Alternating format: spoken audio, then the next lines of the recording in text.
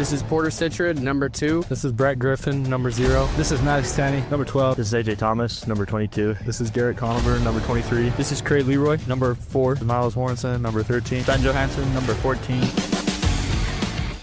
Welcome to the Emery Spartan pregame show on KOAL 107.3 FM and 750 AM. Brought to you by Landon's Diesel Service. Leave your truck in the hands of those who know diesel engines. Landon's Diesel Service at 540 South 300 West in Price.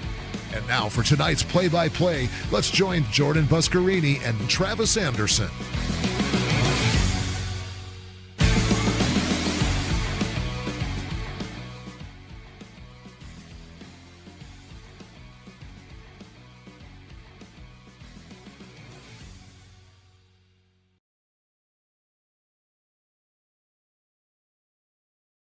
Emery High School basketball here on 107.3 FM and 750 AM. Jordan Buscarini alongside Travis Anderson.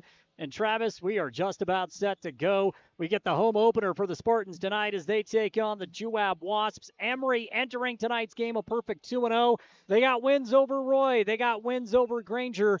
They look good to open up the season so far on this new-look team with only one senior. Yeah, one senior, you talk about. 2 wins up at Ben Lomond Friday and Saturday over the 2 5A teams.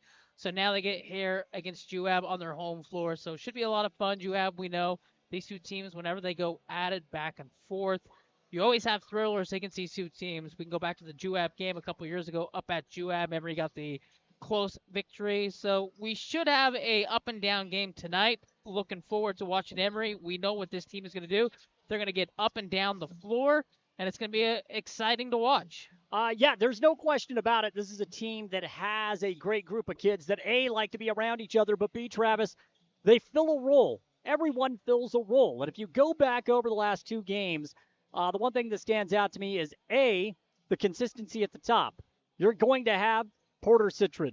You're going to have A.J. Thomas, and you are going to have Brett Griffin leading the way offensively. It's the other players on the team that are doing a great job of filling the role.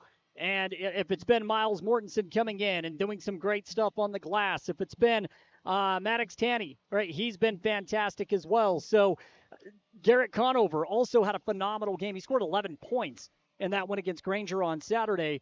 They just have a group of kids that know their role. Yeah, they've got kids that go in there. They're going to do the dirty work. You talk about Miles Mortensen getting in there. He's going to clean the glass up. He's going to be physical. He's going to play some great defense. They've got guys that are not afraid to dive on the floor for loose balls. They're going to keep plays alive. It's a lot of fun to watch early on. Let's send it back to the studio for just a moment. It's the Landon's Diesel Service pregame show. When we return, we'll go back to an interview that we had with Coach Dave Justice and Porter Citrid. That was following the win against Roy on Friday. We are about 20 minutes away from tip-off. Emery in the home opener getting set to take on the Juab Wasps. At Landon's Diesel, they understand the heartbeat of your diesel truck. Whether it's the rig that powers your livelihood or the everyday vehicle that drives your life, the trained technicians at Landon's Diesel are here to keep you rolling. Plus, with 24-hour towing service, support's just a call away, anytime, day or night. Drive into Landon's Diesel for expert care tailored to you and your truck, because when your diesel needs expertise, Landon's Diesel is always here. The more things change, the more they stay the same. Yes, Mr. Automotive has a new building in Huntington. But that just means the services they offer just got better. Detailing and mechanic work are being added to the already great service Mr. Automotive had already offered. And all deals are still done with the owner at the lowest prices possible. New building, same best prices, and more auto services. Go to MrAutomotiveSales.com or stop by the dealership, 21 South Main, Huntington. Mr. Automotive, the best for less. Imagine a smooth, hassle-free journey to the front door of your new home with the Driggs Mortgage Team guiding you every step of the way. Hi, this is Greg Driggs. Our seasoned experts understand the ins and outs of home financing and refinancing. Come visit us at our new permanent address, 8 East Main in Price, where we plan to be a staple for years to come. Start your journey today. Call 801-427-3577. The Driggs Mortgage Team, NMLS number 272076, Equal Housing Opportunity. Driggs Mortgage Team is a DBA of Premier Mortgage Resources, LLC, NMLS 1169.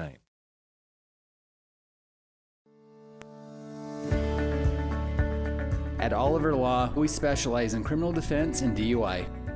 Everyone needs to know their rights. Let us guide you through the criminal justice minefield. At Oliver Law, we still believe in innocent until proven guilty.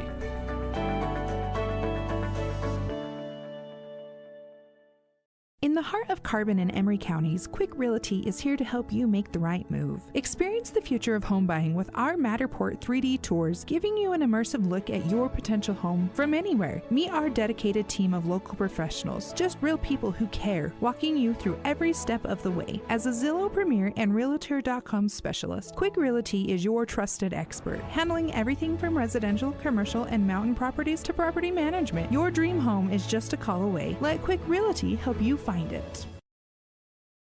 Auto Farm Price Ford has your next vehicle. They offer guaranteed lowest prices. Come check out the selection of Ford F-Series trucks, including America's most popular truck, the Ford F-150. We have them all right here in Price. Stop in and see us for a different experience. Transform your space with Spectrum Paint featuring PPG paint, the ideal choice for any home project. Imagine a kaleidoscope of colors at your fingertips, from soothing pastels to vibrant primaries. Whether revamping a room or adding character to your exteriors, Spectrum Paint makes every brush stroke count. Dive into a spectrum where quality meets creativity and paint your world with us.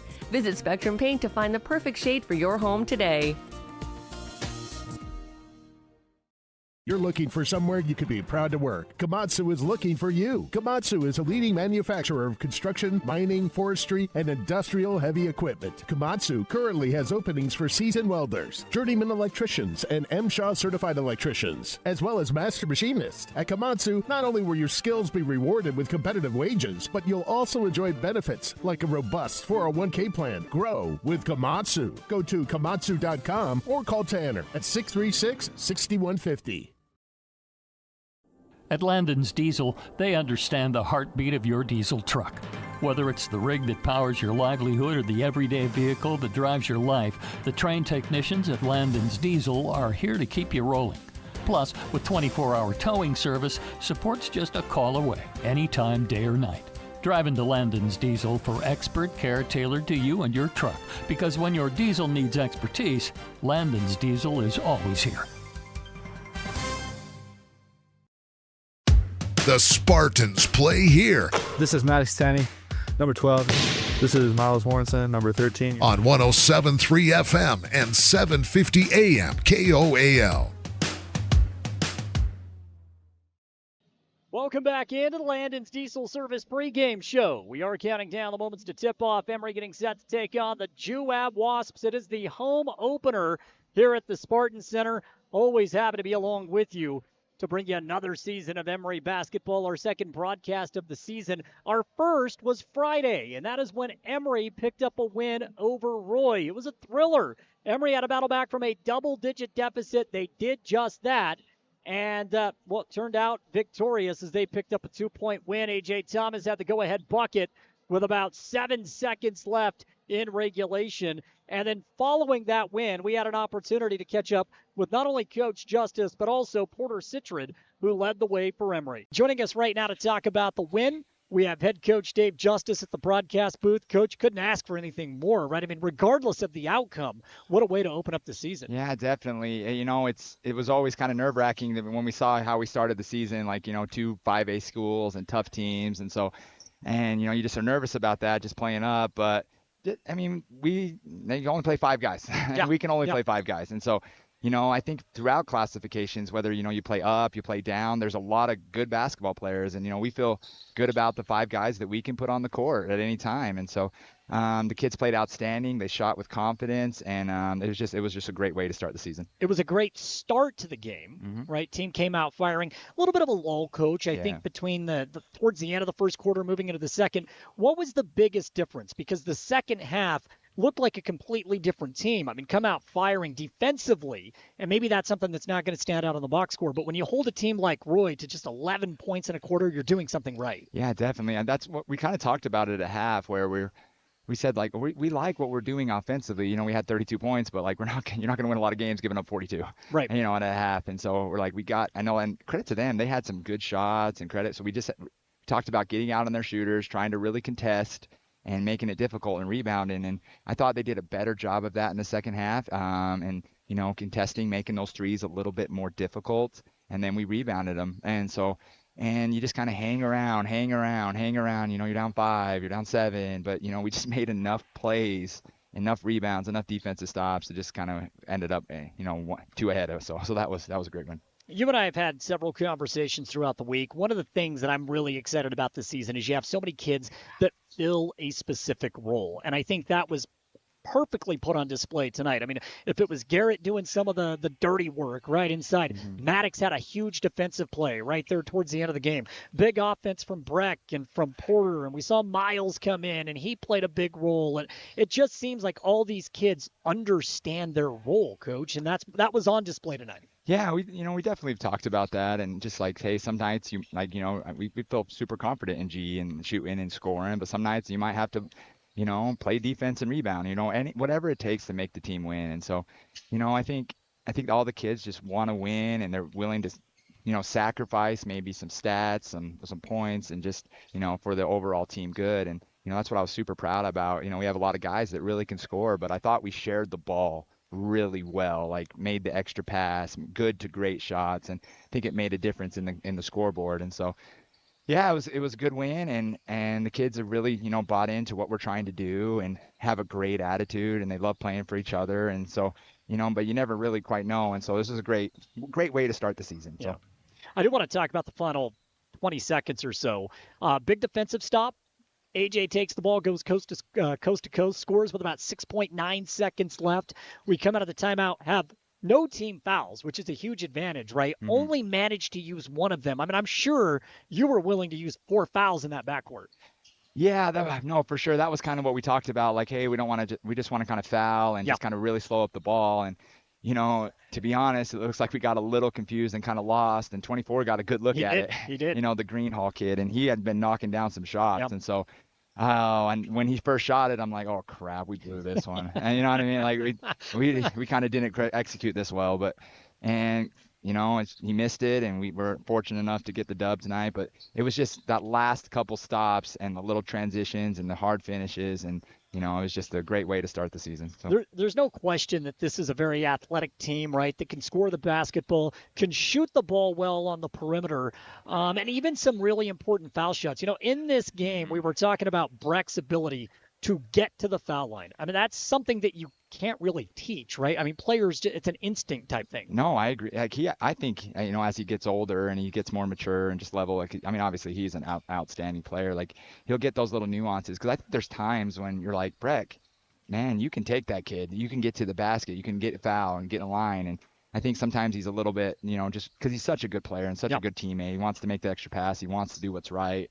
And we're just like, hey, you can be a little more aggressive sometimes. And so he played outstanding, though. But I think this team has a super athleticism. I mean, the length and the jumping, and they're long and athletic. And you're going to see some dunks this year. You're going to see some athletic plays. I mean, that walk at the rim that Maddox. Oh my gosh! And one of the plays that kind of got lost is, if you remember, in the third quarter, Breck had that chase down block, which was just like, wow. I think his head would have hit the rim. He climbed the ladder. Oh my gosh. And all those plays add up to just, a short point, a 2-point win. And so we got some good athletes, and we're super excited about them, and I just got to keep working, get better. It's one game, and got another one tomorrow. So. Yeah. Before we move on, I do want to ask you what you told the team after the win, because this is a big one. That's a 5A school that this team just beat. What did you tell the boys? Yeah, I just tell guys, you guys know what you're capable of. You guys believed the whole entire time. You weren't scared of these guys, and we appreciate it. You got to be respectful of everyone. I mean, we're going to play throughout classifications. We play some couple more 5A teams, some 4A teams, some 2A teams. I think we play 1A teams. So, so you just got to respect everyone, but you can't be fearful of anyone. But the message was, great job. You guys played your heart out. Let's enjoy the rest of this one tonight, and then we got to move on. Go on to the next. We got one tomorrow. So yeah, just keep playing, and that was kind of the message. So we're going to talk to Porter Citron. He is standing by, so we'll bring in Porter. Before we do that, I want you to talk about his performance, the only senior on this team. And I think we talked about it at great length, not only you and I earlier this week, but during the broadcast, the amount of work that Porter has put in this offseason. The growth that he's made as a player is all credit to his work ethic. You can see, I remember him coming in as a freshman and just, little and but he's grown and he's put in the gym, spent time in the gym and the weight room and in the court. I mean, he's turned himself into a pretty gosh dang fun player to watch. And outstanding shooter, can get to the rim. And what I really appreciate tonight was how much of the leader he was picking up the other kids, communicating on defense, and that was just an outstanding job. And so we're lucky to have him. He's a great kid, and he's a good teammate, and I'm looking forward to coaching him all year. So it was fun. Well, let's bring him in. Let's talk. Coach, I appreciate you coming up. Again, congratulations on the win. Yeah, thank you. Yeah. Look forward to many more. Appreciate it. All right. Coach Dave Justice taking out the time to join us. Let's bring in Porter Citron. We get to talk to the lone senior on the team who had a huge second half. Porter, go ahead and put that headset on. And you and I got to talk a little bit earlier this week, but it's always more fun to talk after a win. Congratulations. Absolutely. Yeah, that feels good. I'm shaking right now. It's wearing off the adrenaline, but no, that was a big win. You had a huge second half, and it was kind of a slow start, right? I mean, you got off to a great start in the second quarter. Third quarter, maybe offensively, I don't know if the game was where you wanted it to be, but boy, in the final 4 minutes, you found a second level. You found a second gear, and you turned it on. Yep, that was it was at halftime. Shout out to Dave for he said we were down 10, 32-42, I think was the score at halftime, and he said 10 points, the 10-point gap. He said teams will either pull ahead and we can win the game, or we could drop down to 20 and get killed. You know what I'm saying? We're not going to stay right at that 10. So he had a big speech at halftime that I think helped pull some confidence and helped us pull through there. So what was the biggest difference? Because, again, as you alluded to, 42-32 at the end of the first half. They had a great second quarter, right? Kind of the tempo of the game changed completely. But you guys scored 19 points in that third quarter, and you hold them, I think it was to 11 points. So what was the biggest change? Another thing Dave said that to stress on at halftime was we were playing good offense even in the first half. Shots were falling. Defensively, they were dropping it into the post there a lot, and there was a lot of things that we needed help with defensively. So we had a big emphasis on defense, and we just got a lot of guys on the bench hyping us up. So everyone wanted to go out and make a play, whether that was on offense or defense. So that's what that translated to. Again, you scored 20 points. That's what we have you down for in this game. You knocked down 4 triples in this tilt as well. I felt like it was a pretty balanced offensive performance. 17 from Breck, 12 from AJ. Garrett ends up with 6 points. Miles has 5 points, right? I mean, you guys, Maddox had 6. You guys spread it around. I mean, that was balance. Yeah, absolutely. That was I love hearing these numbers. I didn't even know this, so that's awesome. That's awesome. All the this team is so fun to play with. This is really the same JV team that we had last year. And we just play together, man. We play to win. We play to have fun. So it doesn't really matter who's putting the ball in the basket. We just all try to go out and make plays because we're playing for each other. You and I got to talk last week, and I asked you about being the only senior on the team. You said, I didn't expect to be here at this point, like being the only senior, but here I am. Now that you have played a game as the lone senior, Coach Justice was talking a moment ago about how vocal you were out there on the floor. Is it more difficult than what you thought, or is it kind of a fun role? Say, I've got to be that leader. Yeah, going into this, I've always been, outgoing with the guys. They're all my guys, so we've been playing together since we were young. So I've always been loud. I always like to have fun, but hyping everyone up at the same time. You know what I'm saying? So I think, like you said, voicing to everybody on the team is a big thing. Talking on defense and offense is big. But to answer your question, honestly, I think it's easier than I expected. Yep. I think it just comes with the game and the intensity of the game. It's whatever you got to say just rolls off the tongue. Obviously, it helps when y'all like each other. And there's no doubt that you guys have that great team chemistry. Yeah, I love those guys. Yeah.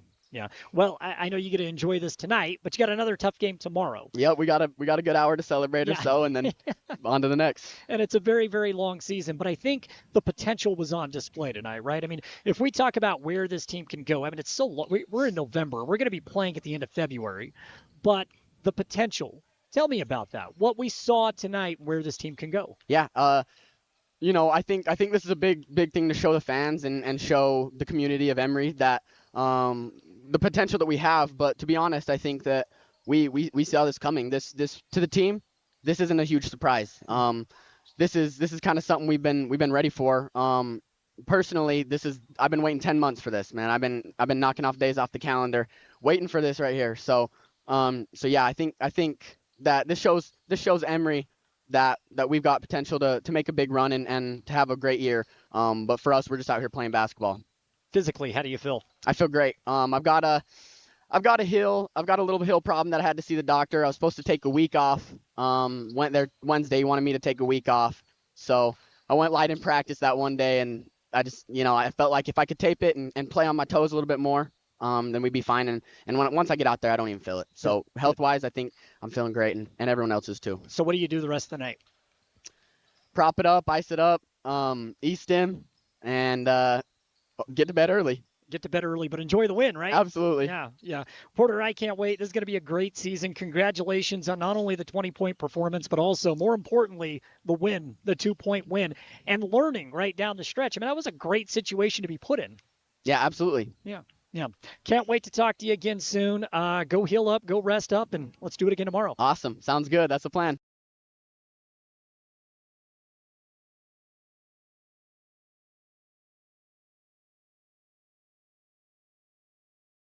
Again, that was our interview last week as Emery picked up the win over Roy. We're going to pause for 30 seconds. When we come back, we'll go over the starting lineups and get set for tip-off tonight. Emery at home taking on the Juab Wasps. More coming up when we return. Picture this. A sudden burst pipe, flames engulfing your kitchen. Disaster strikes when you least expect it. But fear not, because Restore Wizard of Price is here to save the day. Their team of restoration experts is ready to tackle any fire or flood emergency from start to finish. They're not just here to fix the damage, they're here to restore your peace of mind. Don't let disaster catch you off guard. Call Restore Wizard of Price, 637-9165. Restore Wizard, the magic of a fresh start. At A Perfect Smile, they specialize in transforming your smile with precision and care. From porcelain veneers and dental implants to orthodontics, crowns, and bridges, their expertise covers every aspect of general and cosmetic dentistry. Dr. Jackson and his team are here to address even the most challenging dental concerns, helping you achieve a smile you'll love. Ready for a smile makeover? Call A Perfect Smile today, 637-2100, to schedule an appointment. Looking for the perfect mattress? We've got you covered. At Bill's Home Furnishings, we have the largest selection of mattresses in eastern Utah, including the highly rated Serta Perfect Sleeper. And when it comes to price, we're competitive with anywhere in the state. But we're more than just mattresses. From quality furniture and home accessories to reliable appliances, we've got everything you need to make your house a home. Stop by Bill's Home Furnishings today, where selection, savings, and service meet. Right here in eastern Utah.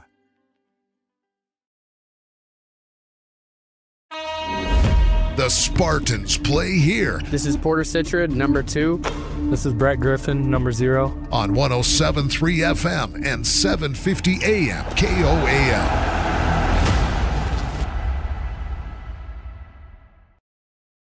Just about set for tip-off here at Emery High School. Jordan Busker running alongside Travis Anderson. Travis, right now, we'll take a look at the starting lineup for the Juab Wasps. And getting the start tonight, we'll see number 1, Trey Peterson. Number 2, Tyson Baker. Number 5, Landon Hooper. Number 4, Paxton Ramsey. And number 33, Maddox Stoll. The head coach of tonight's team for Juab is Coach Brady Welburn. And now as the lights go down, it's time to meet our Emery Spartans as we get set for the first home game of the season. This is AJ Thomas, number 22, point guard. Porter Citrid, number 2, shooting guard. Brett Griffin, number 0, guard. Derek Conover, number 23, forward. Maddox Tanny, center. Number 12.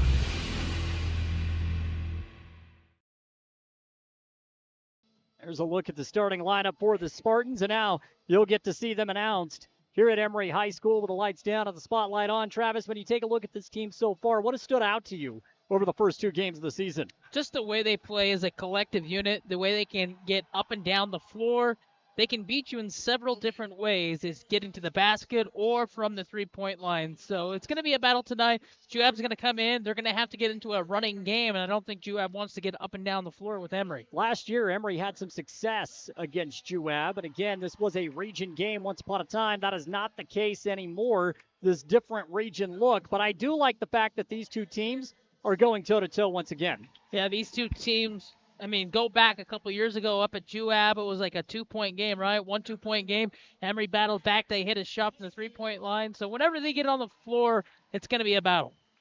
Again, the starting lineup right now being announced for the Emery Spartans.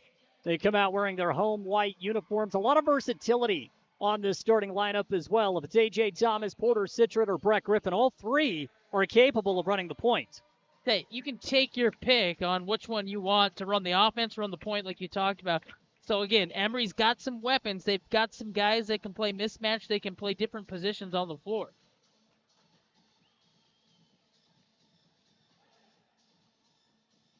First home game of the season, a long season at that, but Emery again getting off to a great start as they picked up 2 wins on the road. Ben Lomond, lengthy drive to get out there and come back with 2 wins over 5A opponents. You have to be happy with that start, no question. Anytime you can go up at a neutral site, play a couple of 5A teams, and get 2 wins, it's a great start.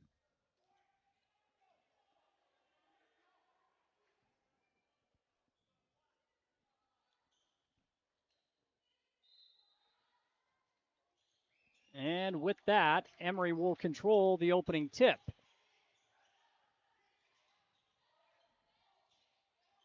Spartans will work the ball around the right side. Driving in, Brett Griffin puts up a jumper, no good. He missed off at the front of the iron. Emery with a rebound down low. Shot, no good. Emery over 2. Conover thought he got fouled. That's a good offensive rebound, early set. Good look from the baseline, just couldn't hit the bunny. Juab now with the basketball, moving in the opposite direction. Travis Juab now going to control this clock a little bit. 19 on the shot clock, working around the perimeter. Yeah, they got the ball straight up in the point. They're going to get a baseline jumper similar to what Emery had, and they knocked down the jump shot from the corner. That's Paxton Ramsey. So the first 2 go to Juab. 7-11 left, first quarter. Here's a long shot, foul. And they're going to call a flop. They're going to call a flopping foul on that 3-point by Citron. So it's a turnover. So to start the game now, 0 of 3 from the field. 7-minute mark, 2-0 favor of Juab. Juab goes baseline, the kick to the corner right in front of the Emery bench. Put up a long 3, no good. Soft off the rim, goes out of bounds, and it's going to stay with Juab. You can see what Juab's trying to do. They're getting the ball deep into the paint. They're kicking to the corner. That's a good look, open look. Couldn't knock it out. It's the first flopping penalty that we've seen called in a long time. Inbounds, corner 3, no good. Juab with a miss, and Conover with a defensive rebound. He gives it off to A.J. Thomas. Surveys, goes to Tanny. Maddox drives. Little contact, no whistle. Shot at the rim is off the mark, and a rebound corralled by Stoll. Now 0 of 4 now to start the game. Couple good looks. Got one inside the paint, just hard off the rim. And here's a turnover by Juab. Now Emery can run. And this is where Emery wants to be, is up in the front court running. They turn the ball over, and then spilling underneath the basket was Griffin. Ball goes out of bounds. It's going to stick here with Juab. So Breck turned the ball over. He spills underneath the basket. It's another turnover. 2-0 still. A little helter-skelter so far to get this game off and rolling. Yeah, we're just back and forth. Emery right now, they're getting some clean looks. Just can't get one to fall. 0 of 4 to start. For Juab, everything's going baseline. They're trying to work back to the middle. That ball should have stuck with Juab. Instead, it goes the other way. That was off Emery, and Emery catches a break. Score right now, 2-0 Juab. They hold the early lead over the Spartans. Thomas is going to walk it up for Emery. Emery's got 2 cracks around the rim. They got a baseline jumper, so they're getting deep inside that defense. They just can't get one to fall. There's a nice beautiful feed. Layup, no good. Thomas missed the bunny off of the beautiful feed from Conover. as he delivered a pass off the elbow. Juab back with a basketball. Kick out. They want to go to the corner, throw the ball away. And another turnover for the Wasps. The ball will go back to Emery High School. 0-5 to start. It's a layup. So what, 3 layups missed, a baseline jumper. 5:35 left in the opening quarter. We have a 2-0 Juab lead. Emery trying to get the goose egg off the board. Conover at the top of the key. Hands it off now to Thomas. Goes back high post. Garrett, couple of dribbles. Fadeaway jumper, no good. Draws the foul, and he'll go to the line. Ramsey got caught with the swat on the wrist, and now Conover will have an opportunity to make good for Emery at the stripe. That backed him down, then fades away, got clipped. So Conover gets 2 free throws to try to break through and put Emery on the scoreboard at the 5:24 mark of the first. Free throw up, free throw rattles in. It's 2-1.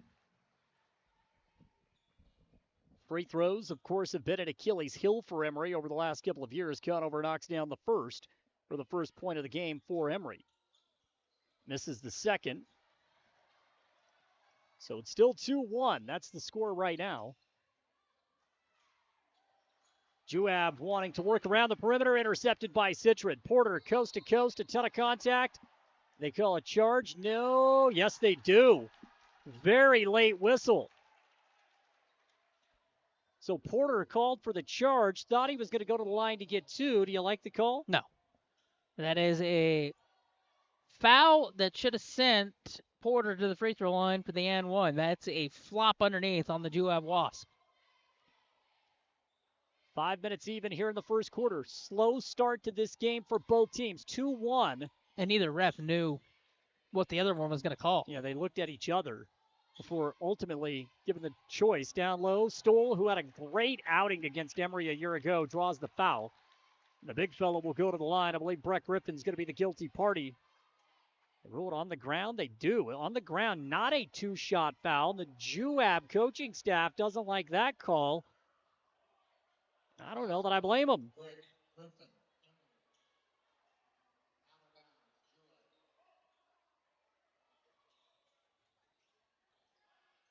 I mean, that's an obvious 2-shot. 3-point shot. Juab no good off the mark, and the ball will go out of bounds. So Emery does catch a little bit of a break. And now with 4:46 to play in the first, Emery with a chance to take their first lead of the game.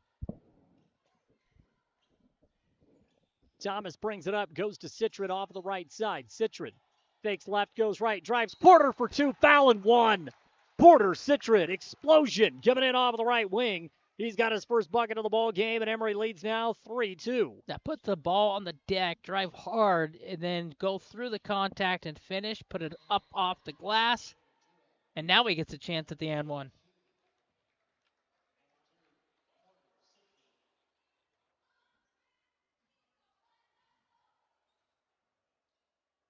The and 1 is good. So Emery 2 for 3 at the stripe, and they now lead 4-2. Juab will bring the ball up. Wasps hold around the wing, holding right now off the left side. It's Hooper. Goes back top of the key to Baker. Baker drives, kicks out. Hooper left side, 20 on the shot clock.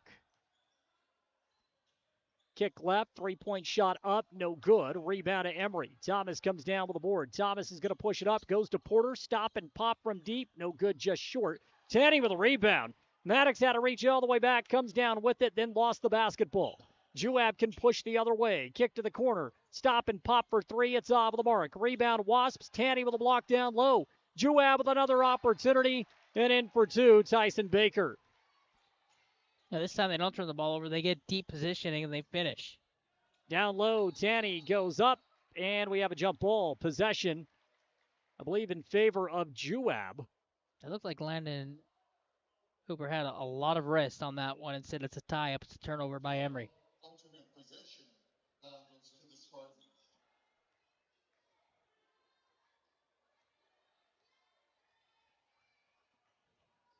Juab will bring the ball up off of the right side, going on the baseline. Kick out, top of the key, 3, off of the mark. Rebounded Thomas from 15. AJ tries to push, and he is fouled just beyond midcourt. And with 3:27 to play in the first quarter, we are all tied 4-4 on what's been kind of a weird game so far, Travis. Yeah, weird game, no flow. Offensively, both teams a little stagnant. Both teams turning the ball over. And again, both teams can't finish around the rim.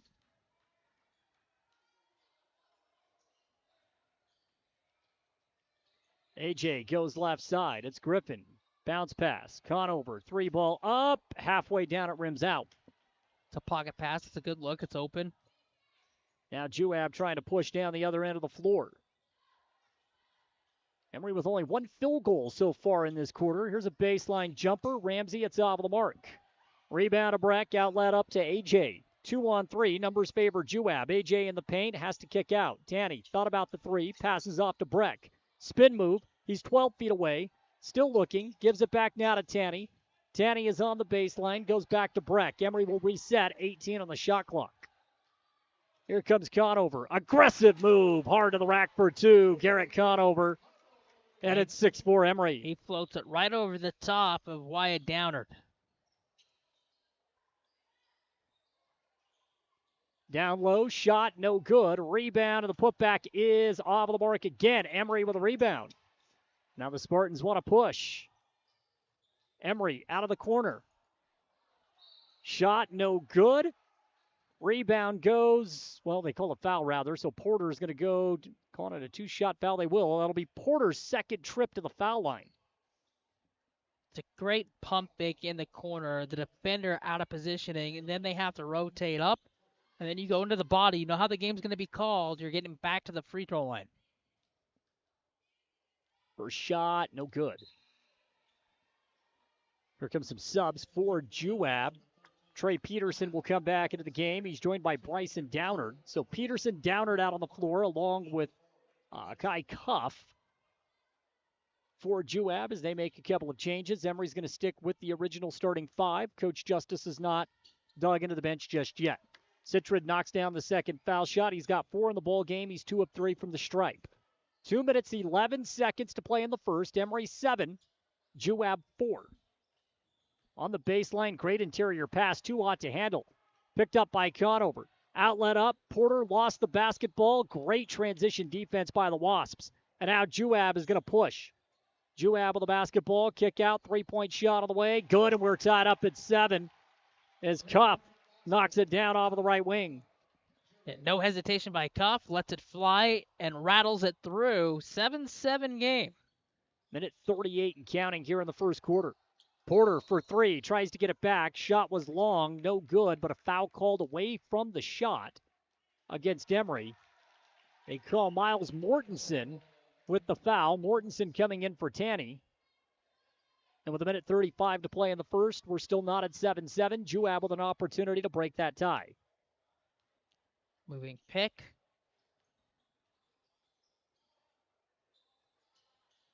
Wasps, great passing, inside shot at the rim, off the mark, a little too hot by Wyatt Downard. That's the third one he's missed right at the rim. AJ with a crossover dribble. Gets to the baseline, kicks out to Conover, finds Breck. Head fake, Breck gives it back to Porter. Porter will drive, he kicks. Conover swing to Thomas. AJ drives, tried to go in between 2 defenders, a lot of contact, no whistle, lost the ball. Bryson Downard comes down with it for the Wasps. We're down to 63 seconds left in the opening quarter, still tied at 7. And a kick ball on A.J. Thomas. A.J. denying the entry bounce pass, trying to get it to Wyatt Downard. And now the 7th man in the lineup, Ben Johansson, will check in for the first time.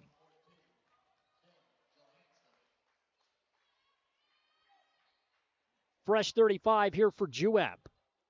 They'll inbound on the baseline. Wasps with a lob in.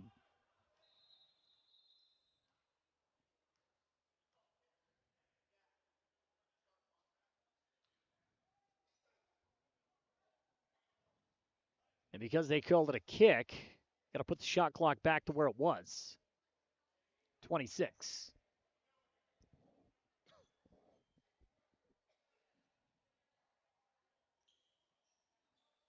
Stoll gets the ball out to Peterson. He drives, shot in the paint is off the mark, and a rebound on Mortensen. 50 seconds left, and Thomas tried to deliver a pass to Johansson. It was too hot to handle, out of bounds, another turnover, which has been the story. Both teams out of fouls to give, Travis, over the final 48 seconds, but it has been a little sloppy for both. Yeah, it has. It's been sloppy, like you said. A lot of missed layups, a lot of opportunities, a lot of points left on the board. Bounce pass on the baseline. Up and under shot. It's off of the mark. And a rebound to Stoll down low. Stoll splits 2 defenders, foul, and 1. And then delivers a headbutt to his teammate Bryson Downard unintentionally. But Stoll will have a chance for the old-fashioned three-point play as Juab takes a 9-7 lead. Yeah, he had to use all 6'2", 240 of that frame to go up, get the offensive board, and then almost knocked his teammate out, spinning through, so excited.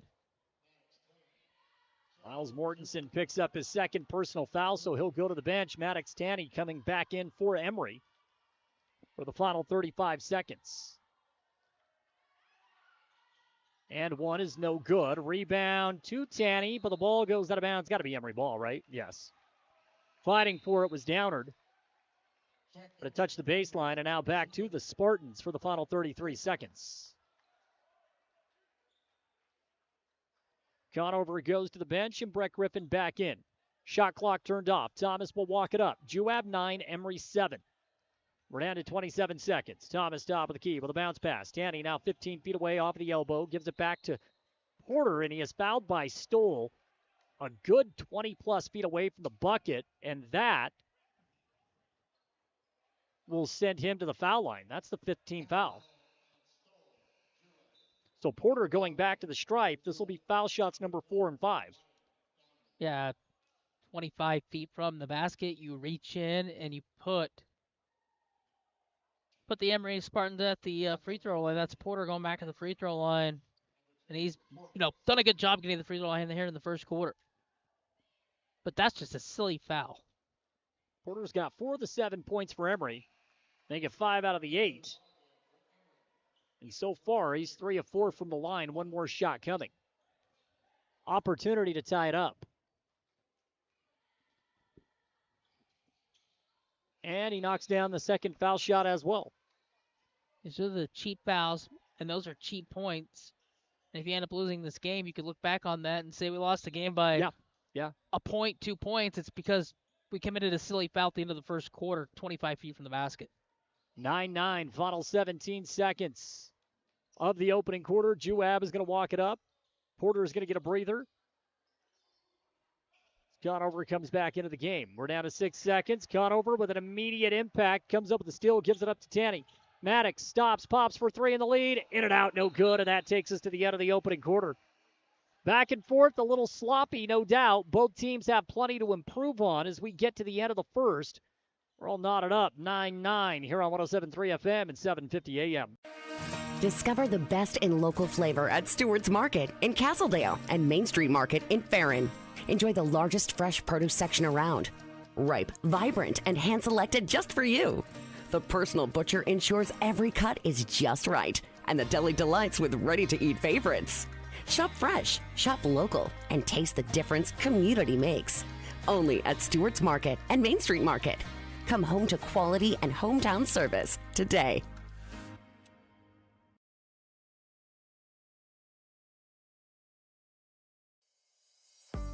Looking for financial solutions? At Cache Valley Bank, they're here to help.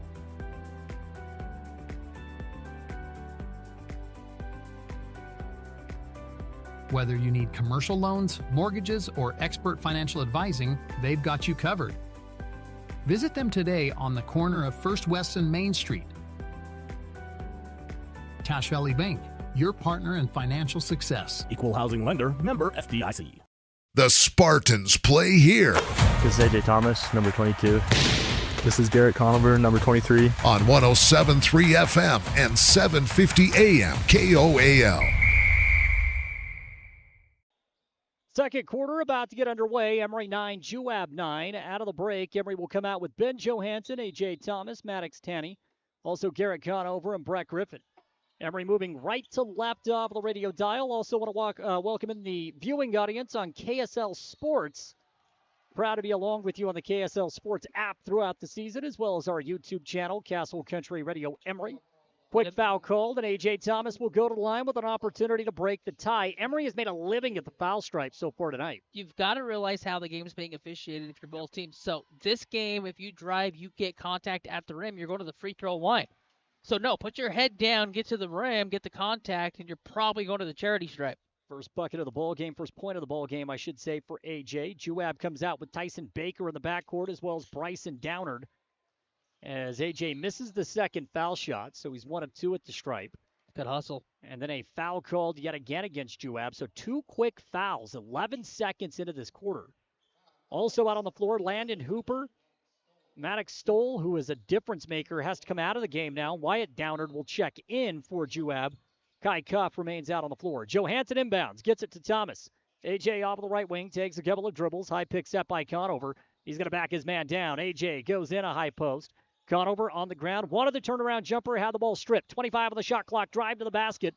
AJ lost the ball again. It's picked up now by Juab.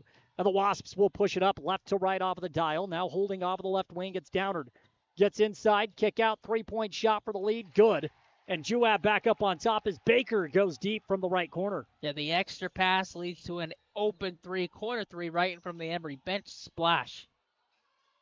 Tanny, left wing three, tries to get it back, no good. Big fella's been close around the rim, has not been able to get one to drop. Rebound out of Juab. Crossover dribble. Baker drives, lost the ball, throws it out. Tanny, however, did touch it. So with 26 on the shot clock, it's going to stay with Juab. Emery will go back to the bench. Porter Citrid comes into the game now for A.J. Thomas.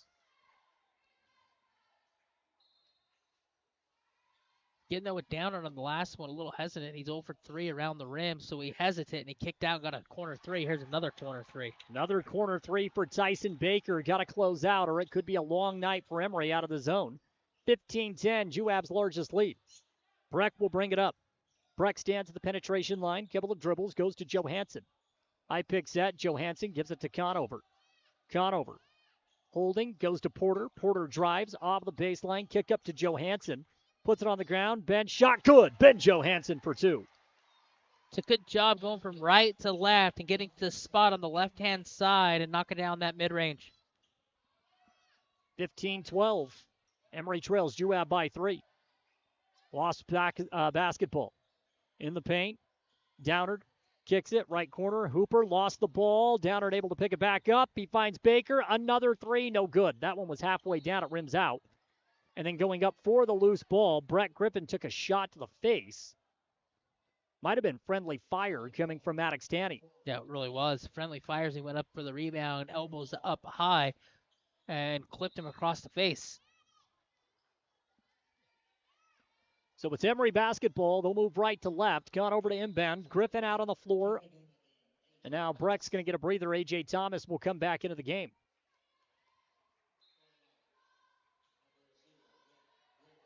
Two minutes gone by in the second quarter. Juab 15, Emery 12.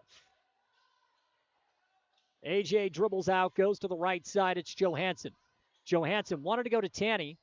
Off the tip, Tanny able to grab the ball, puts it on the ground, try to split the defenders. Boy, he is athletic. He is very, very fast. And due to that athleticism, Juab called for a reach-in foul, and Travis, they are out of fouls to give.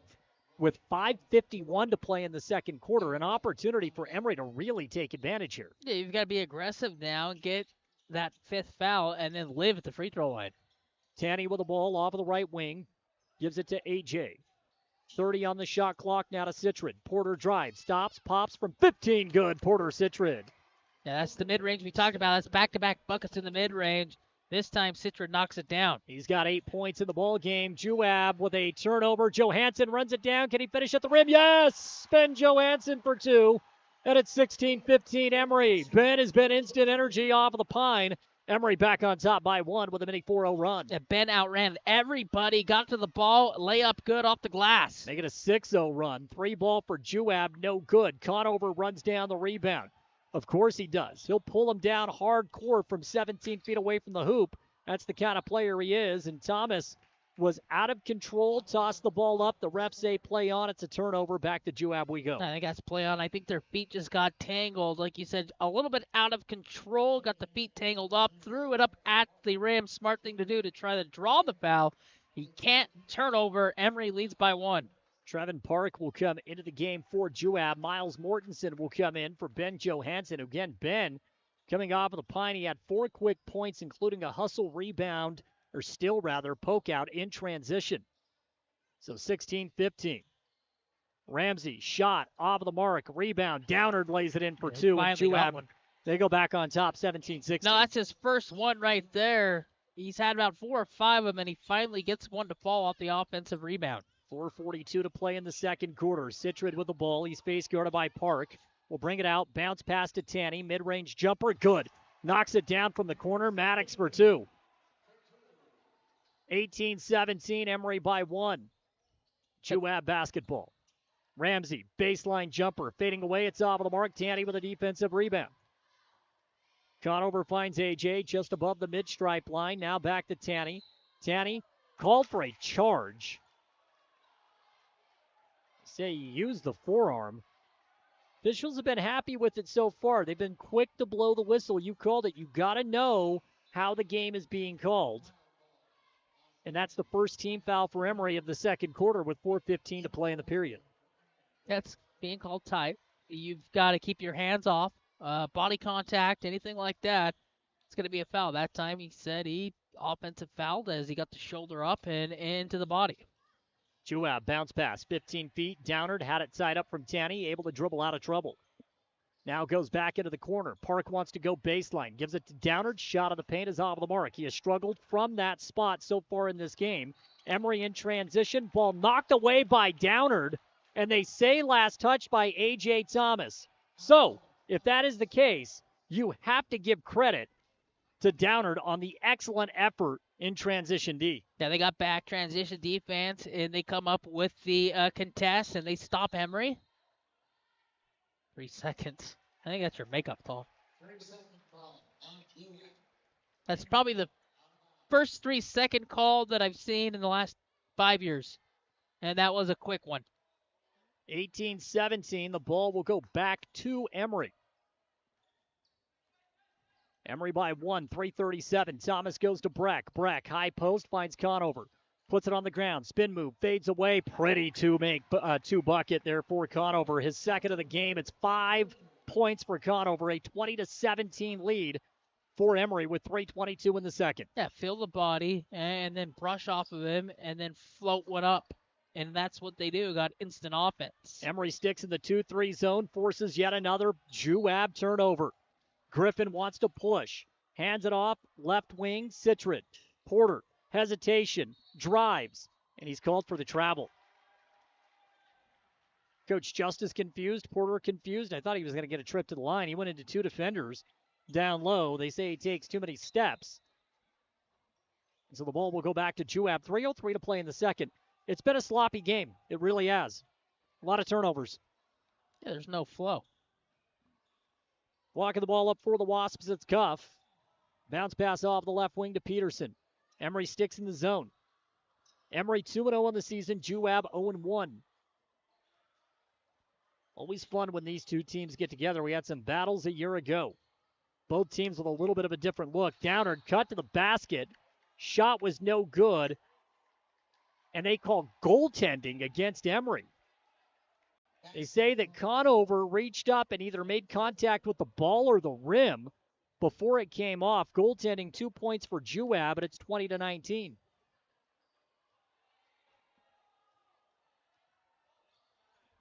.235 to play in the second. Thomas with the ball. Gives it to Porter. Porter dribbles out, back around the volleyball line. Kills his dribble. Cross court to Tanny. Maddox now to Thomas. A.J. drives. Tons of contact in the paint, and they call an offensive foul against A.J. Thomas. And Coach Justice wants to take a full timeout. Really hard to find a rhythm right now. Coach Justice wanting an explanation for the way the game has been officiated. He doesn't like the offensive foul call against A.J. at all. Well, it's not. Time out of the court, 2:21 to play in the first half. The score right now, Emery 20, Juab 19 when we return. Plumbing issues don't happen every day, but when they do, it's good to know that there's a plumber you can trust right here in the Castle Country. The Swell Plumber has over 30 years of experience and has proven that he's reliable. Here's what some customers have said about the Swell Plumber. Kurt was amazing. He came out to the house the same day and got quotes to us very quickly. Kurt kept in touch with us with updates as things progressed. I was definitely pleased. For residential and commercial plumbing, go to theswellplumber.com and book your appointment today. When your comfort is on the line, trust the experts who care. At Air Temp Heating and Cooling, we've been dedicated to keeping Castle Country cozy since 1999. Our certified technicians are ready with 24/7 emergency service and the latest knowledge in heating and cooling technology. As a proud Bryant authorized dealer, we'll do whatever it takes to ensure your home or business stays comfortable year-round. Call Air Temp Heating and Cooling today at 637-4468. The Spartans play here. This is AJ Thomas, number 22. This is Garrett Conover, number 23. On 107.3 FM and 750 AM KOAL. Back just a tad bit late. Emery with a turnover, and they'll take it to the other end. Porter Citron for 2. So Emery taking advantage of yet another Juab turnover. It's 22-19 with 2 minutes to play in the first half. Out of the timeout, nearly another turnover. Downard able to come up with it. Trying to go on the baseline. Clayton Pay is checked in. Kick out 3. Juab is lining it up from beyond the arc. Kai Cuff ties it up at 22. And fortunately for Juab, the 3 ball is dropped, and that's been the difference in the game. Emery on the flip side, struggling from beyond the perimeter as Citrid misses off of the right wing. We're down to 90 seconds. Juab with a bounce pass now on the baseline. Looked like an extra step. Late whistle, but finally called. Landon Hooper, the guilty party, down on the baseline. Paxton Ramsey will come back into the game for Juab. The 5 out on the floor right now for Emery: Brett Griffin, Porter Citrid, Garrett Conover, A.J. Thomas, and Maddox Tanny. So they have worked the starting 5 back out on the floor for the final 90 seconds. A.J. is going to walk it up. Directs traffic, high pick set. Brett cuts to the basket. A.J. splits the defense, draws the foul, and will go to the line for 2 more. 5th team foul for Juab. They were stuck on 4 for a long stretch of this quarter, but A.J. that time getting the benefit of the whistle, his 2nd trip to the stripe on the way. 3-4 minutes or so stuck on that 4th foul. Emery couldn't take advantage. They tried. They just couldn't get a whistle. Finally, with 1:17 left, they have a chance to break the tie. A.J. knocks down the first foul shot. He's got 2 points here in the first half. He's 2 for 3 at the line. 1 more coming. That was a problem for this Emery team a year ago. Really struggled. And they were all really capable foul shooters. That's what was frustrating, I know, from a team perspective about it. A.J. makes good on both. He's now got 3 points, and it's 24-22. Minute 10 left. Juab brings it up. It's Cuff. He's had the hot hand from deep, as well as Parker, or Baker rather, in this first half from beyond the arc. And sure if they called a carry or said that ball touched the baseline. Nonetheless, a turnover for Juab. It goes back to Emery with 1 minute left here in the quarter, and turnovers have been a huge factor. Yeah, you can end this half up maybe 5, 6, 7 points. Hopefully you can get a couple buckets. A.J. backing his man down. Spin move in the paint. Has to kick out. Finds Griffin. Breck. Head fake from deep. Guarded by Hooper. Now to Conover. Conover to Citrid. Porter. Hesitation. Drives. Great contact. Ball goes off of Downard. I mean, he really held his own. Sealing off the baseline as Porter wanted to drive. They used the baseline as an extra defender, basically. Nowhere to go. Lucky that ball didn't bounce off of him and go out of bounds. It looked like it might have touched him, but it sticks with Emery with 13 on the shot clock. Bryson Downard into the game for Juab. A.J. to inbound. Gets it to Tanny. Back to A.J. 10 on the shot clock. Kicks out. Open. Left corner 3. Tanny. Good. Maddox. He's got 5 in the first half, and Emery goes up by 5, 27-22.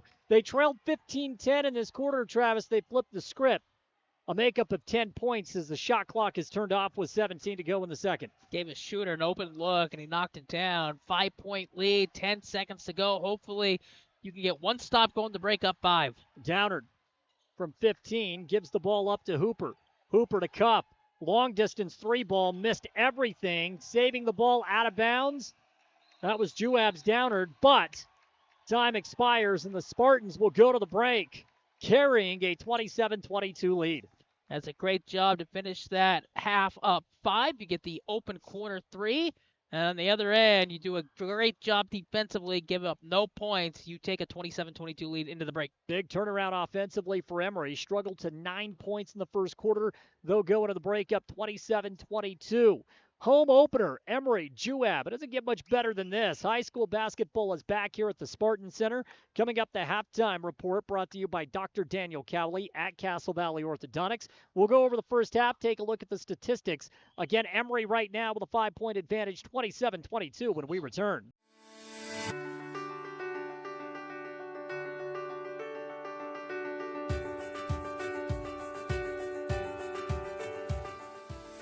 Hi, I'm Dr. Daniel Kelly, owner of Castle Valley Orthodontics.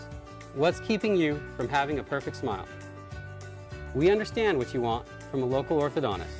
And here at Castle Valley Orthodontics, you'll be treated like family. Call Castle Valley Orthodontics at 637-2222 for a free consultation. At Castle Country Vet, they believe every pet deserves a touch of love and expert care. You can trust Dr. Harmer and Dr. Kelly. They're not just veterinarians, but passionate pet lovers, dedicated to nurturing your furry friends like family. From routine checkups to emergency interventions, you and your pet will experience compassionate, professional care every step of the way. Let Castle Country Vet help your pets lead the happiest, healthiest lives. Call Castle Country Vet today, 637-5797, because love is a four-legged word.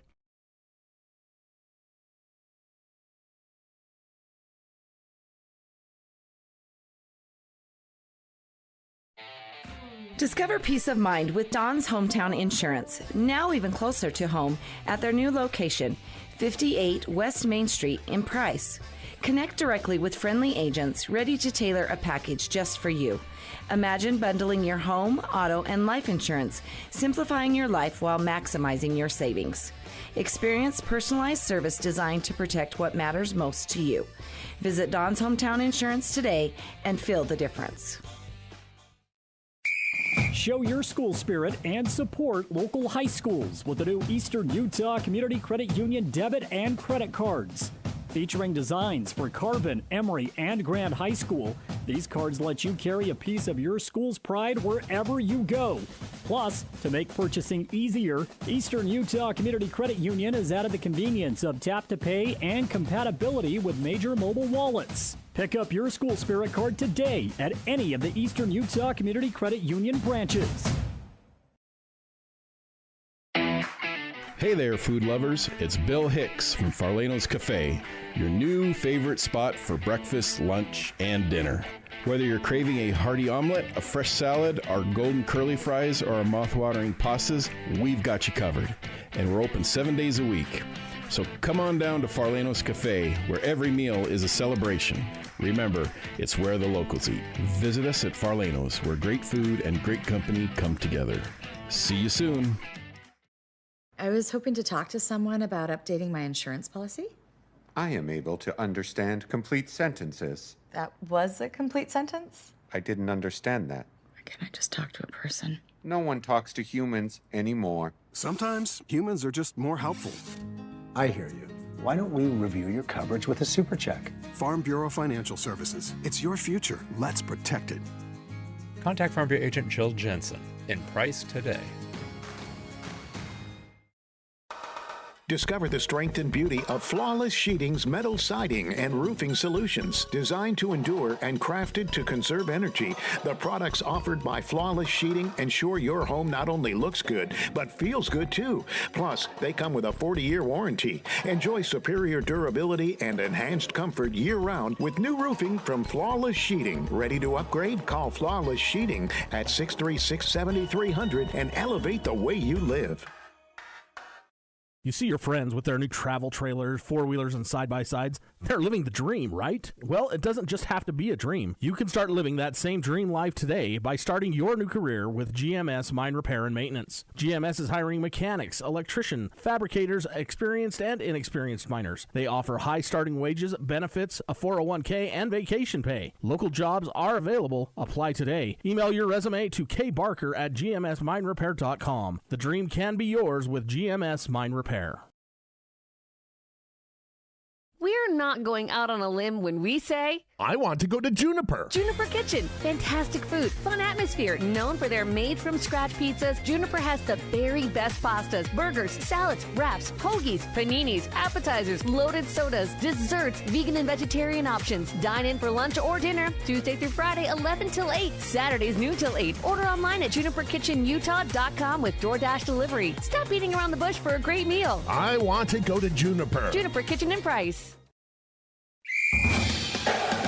Welcome to the Emery Spartans Halftime Report, brought to you by Castle Valley Orthodontics. Call at 637-2222 and schedule your free consultation for a smile that will last a lifetime.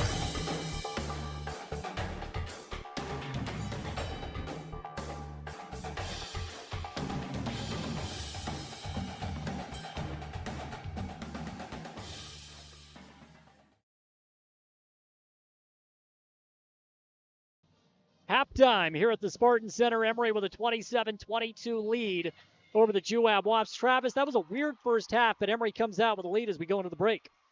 Yeah, weird, no flow. Emery gets a late three-pointer to push the lead to 27-22. Like you said, a lot of whistles really grinded that game down. 29 first half turnovers, 15 for Juab, 14 for Emery. But the Spartans managed to really flip the script in that second quarter. They trailed 15-10 at one point. They go into the break up 27-22. Really what's been the saving factor for Juab in this first half, the long ball. They've done very well knocking down 4 3-point jumpers. That really kind of changed the fortune, and Tyson Baker's responsible for 2, while Kai Cup hit the other 2. Yeah, 4 of 13 from the three-point line. That's why we're in a 5-point game, because of the 4 made three-pointers. Let's take a look at the first half scoring stats for the Emery Spartans. And right now, Porter Citrid leads the way. He scored 10 points in that first half. Yeah, efficient, 3 of 5 from the field.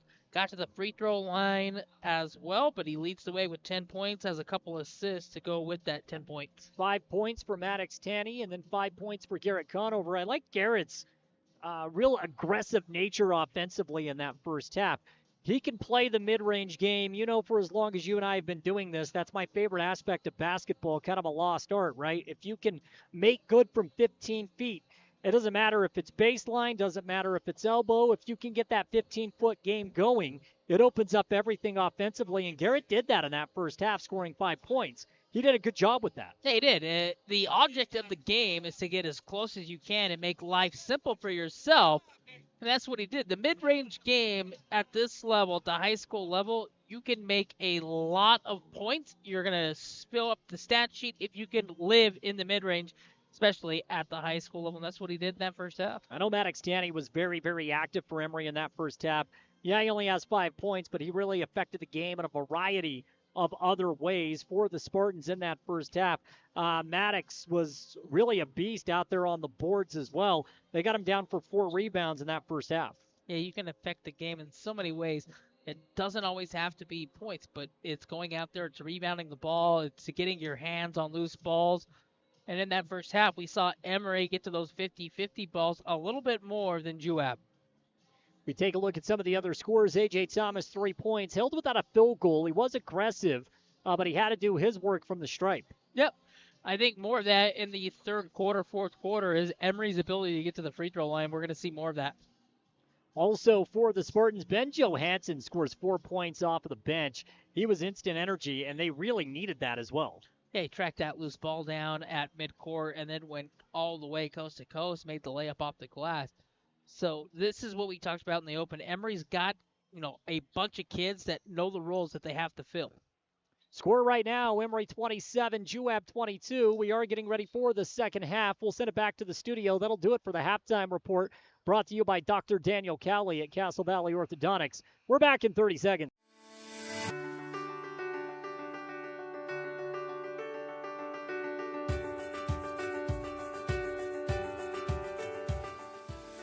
Hi, I'm Dr. Daniel Kelly, owner of Castle Valley Orthodontics. What's keeping you from having a perfect smile? We understand what you want from a local orthodontist. And here at Castle Valley Orthodontics, you'll be treated like family. Call Castle Valley Orthodontics at 637-2222 for a free consultation. The Spartans play here. This is Maddox Tanny. Number 12, this is Miles Warrenson, number 13. On 107.3 FM and 750 AM KOAL. Getting set for the third quarter, 27-22, Emery by 5. Spartans looking to get to 3-0 on the season. They'll have another game tomorrow night. They will be on the road taking on the Delta Rabbits before we go into the Thanksgiving break. But even after a somewhat sluggish first half, still find themselves ahead. Yeah, these first 4 minutes of this quarter are going to dictate a lot for both teams. Emery comes out with a starting 5, so that'll be Porter Citrid, A.J. Thomas in the backcourt, Brett Griffin and Garrett Conover down low with Maddox Tanny in the middle. Juab will work their starting 5 back out on the floor as well. Trey Peterson, Tyson Baker, Landon Hooper, Paxton Ramsey, and Maddox Stoll. In fact, I take that Stoll has 2 fouls, and that is something to really pay attention to, Travis, because he is the ultimate difference maker for Juab. Yeah, he really is. You talked about it. An important piece, difference maker. Stoll, a senior, made an impact as a junior, very crafty with a basketball. 10 seconds gone by in the third quarter. A kickball was called against Emery. It's Juab ball and an immediate turnover for the Wasps. Thomas picks it up. That's turnover number 16 for Juab. Porter dribbles off the perimeter, goes to Conover, swings it to Thomas. AJ for 3, no good, barely draws iron. Rebound to Ramsey. And Ramsey hands it off to Hooper. That's when he's got to put on the deck and go to the rim. Drive up and under, shot at the rim, no good. Tanny with another rebound. He's got 5 boards now with the ball game. Maddox leads it up to Porter. Porter out of the right corner. He'll try a triple. No good. Emery 0 for 2 from deep. Conover with the offensive rebound. Tanny to Breck. Breck was scoreless in the first half. We'll see if that changes early here in the third. Emery with 27 on the shot clock. AJ holds the ball off the left wing. Hey, AJ recoils back up to the top. Shot clock now, not a factor, but getting there. Down to 16 on the shot clock, and we have a whistle away from the ball. And it may be a foul against Juab. First team foul with 6:59 to play in the third. That's exactly what it is. And those are the cheap ones. Juab's had a lot of cheap fouls. That one right there. Shot clock's winding down. You just pick up one cheap foul underneath. And really, there was no play being involved where the ball was going to be at to that point. AJ gets it into Porter. Fresh 35 to Conover. Left wing 3. That's short. 0 for 3 from deep for Emery. Citrid will try his hand at a deep shot. No good. But a foul is called, and Porter will go to the line to shoot 3 as Landon Hooper commits the cardinal sin, fouling a jump shooter. And once again, Porter, the crafty senior, finding a way to get some freebies at the line. A reckless closeout. You get underneath a shooter who is shooting a long 3 from the corner. 2 fouls, now 3 free throws. Porter misses the first. Averaging about 20 a game for Emery in the early going. And the free throw misses are starting to pile up. Second foul shot is good.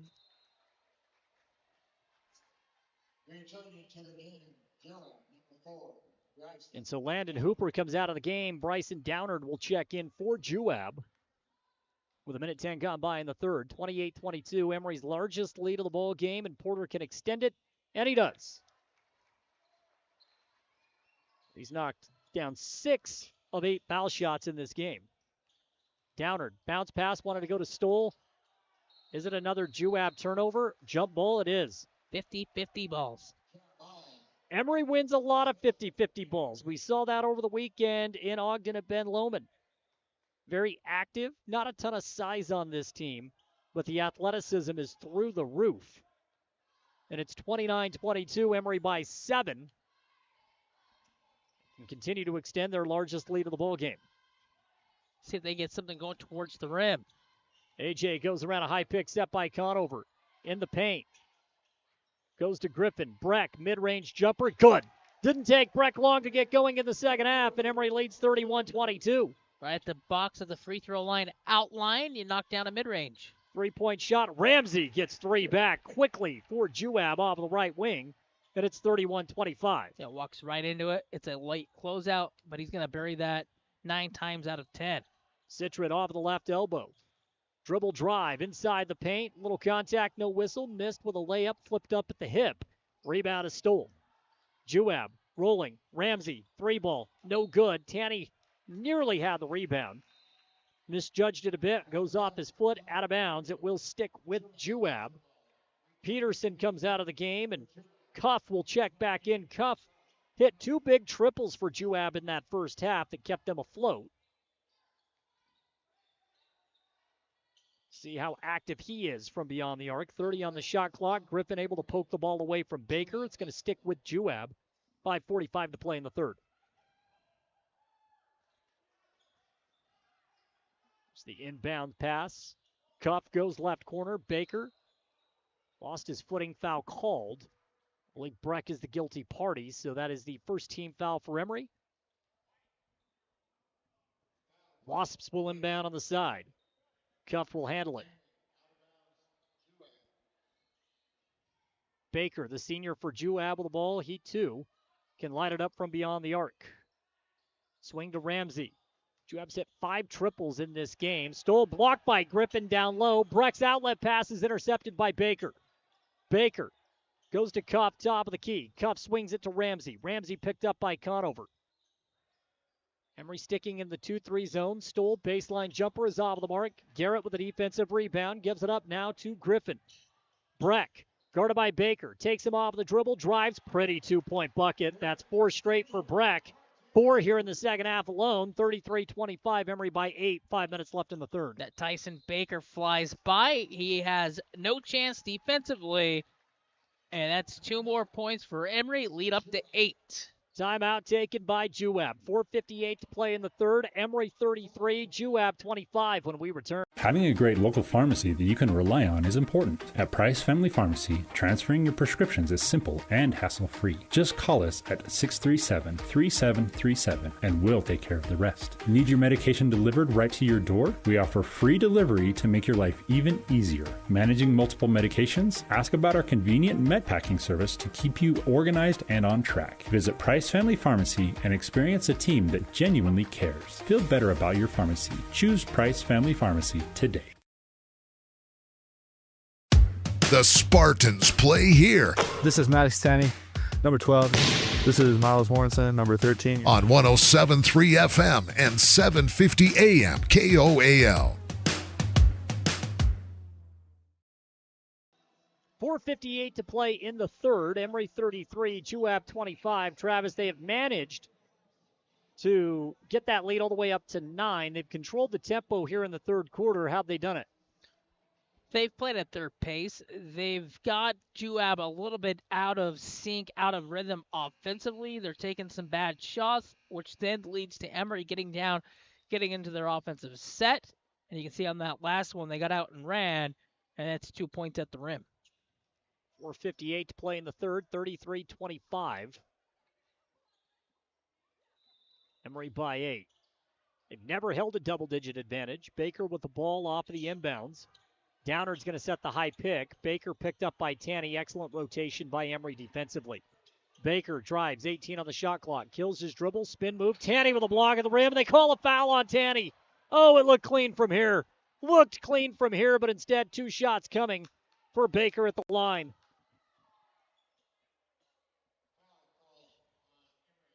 That's bad. It's a bad call. It's a tough angle for the official. That's great defense, and then at the last second, the whistle said he got him right in the back of the head. Free throw, no good. Ball don't lie. Score sticks, 33-25. First shot by Baker, no good. Coming back into the game is Landon Hooper, another senior on this Juab roster. He comes in for Paxton Ramsey. It's great defense. Can't ask for much more rim protection from Maddox. Second foul shot is good, so it's 33-26. Thomas gives it to Breck. Breck again was scoreless in the first half. He had 4 quick ones here in the third. High post, AJ back to the basket. He's got a clear path to the hoop. And boy, that was just a miscommunication defensively. And a flop called against Juab. That's the second flop we've had in this game. One in the first quarter on Porter. Now that one on Tyson Baker. So both number 2s get called for flops. Three-point shot, no good. Cuff with a miss. Rebound to Conover down low. Conover gives it up to A.J. A.J. just had his first bucket of the ball game. He's got 5 points, but the earlier 3 came from the foul line, so that was his first field goal. Ball poked out of bounds by Juab. It's going to stick with Emery. 35-26. Miles Mortensen will come into the game. Maddox Tanning out of the bench. So the 5 out for Emery, Griffin and Thomas, Citrid, Conover, and Mortensen. Trevin Park will get some run here for Juab. He comes in for Downard. Breck with the ball goes into the backcourt as we near the midway point here in the third. Go get in the backcourt. What's that? Said they were yelling backcourt, but you go in the backcourt. No, he's fine. Porter, top of the key. Step back, three-point jumper, right down the barrel, no good. So the woes continue for Emery here in the quarter from deep. Reach-in foul called against Breck Griffin. Third team foul for Emery. So one more to play with, but it is the third personal against Breck, and Ben Johansson will come into the game, and Breck will have to go to the bench.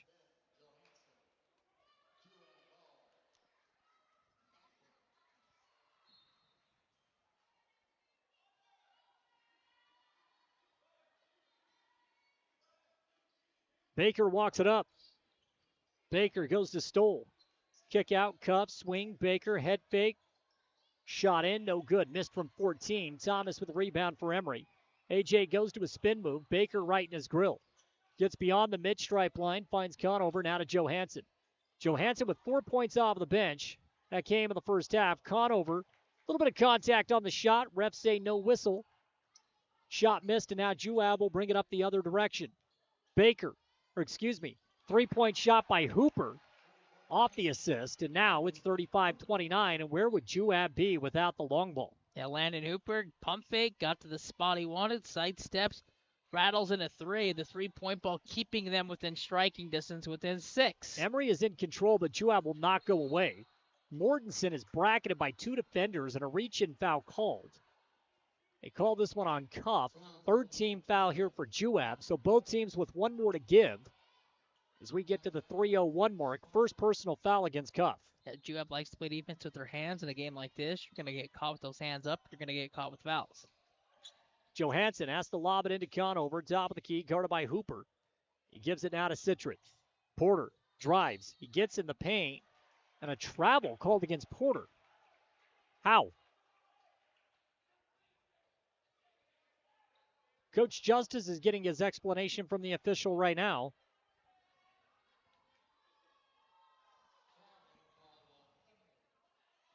Coach Justice not happy with that call at all, and we don't have the benefit of replay, but you don't need the benefit of replay for that one. I don't know that it was. Stoll with the ball in the paint, fading away, shot up, no good off of the back iron.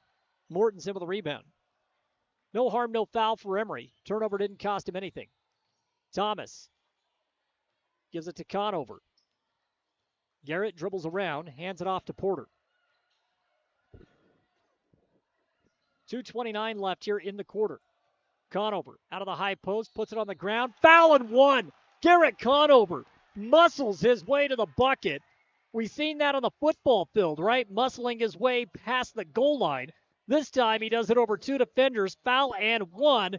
Chance for the old-fashioned three-point play. Use that strength. Go up against the black jerseys, 2 of them, and then you go strong to the glass. You have a chance to push the lead back up to 9.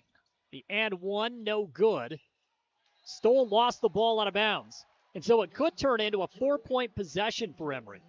But the reason why Emery's going to get another crack is because Miles Mortensen underneath was physical, and as he goes up, he tips the ball back forward, and it goes out of bounds off Juab. So 34 on the shot clock, 8-point lead. Tanny into the game. Conover will go to the bench. Conover has 7 points in this ball game. Citrid, left corner 3, no good. Nearly a 5-point possession for Emery. Instead, Hooper comes down with a defensive board. He gives it up to Baker. Baker goes to a quick stutter step off of the left elbow, kills it, now top of the key. Down low, it's Downard. Beautiful entry, bounce pass, poked away by Tanny. It was great offense, better defense. And that ball did go off of Hooper, so Tanny forces the turnover.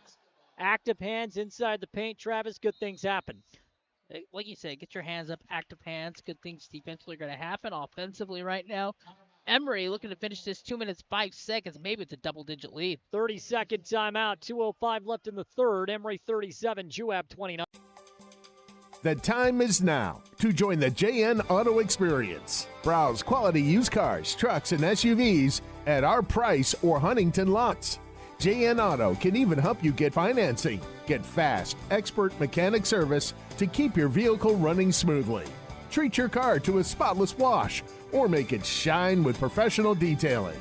Even rent a car. All in one convenient stop. JN Auto. Driven forward. The Spartans play here. This is AJ Thomas, number 22. This is Garrett Conover, number 23. On 107.3 FM and 750 AM KOAL. Third quarter, 2:05 left, 37-29, Emery with a lead. Largest lead of the game for Emery was 9 points. They got to go the length of the floor, moving left to right off of the radio dial. Citrid with a bounce pass, gets it into AJ. AJ will walk it up. Baker's going to stick with him. AJ goes to the right perimeter, now top of the key. It's Mortensen. Couple of dribbles, goes back to AJ. Had a little bit of a path. And now Emery will work it around the perimeter. Citrid, crossover dribble, lost the basketball. Picked up by Baker, an Emery turnover. Juab wants to run in transition. Downard stops off the wing. Tried to go inside the paint. We have another jump ball. Possession will stick with Juab. So flip that arrow with a $1:34 left in the third. Brett Griffin and Garrett Conover back into the game. A.J. Thomas and Porter Citrid will get a quick blow. This is interesting. I don't know that there's been too many instances where we haven't seen Citrid and Thomas out on the floor together. See how this works offensively.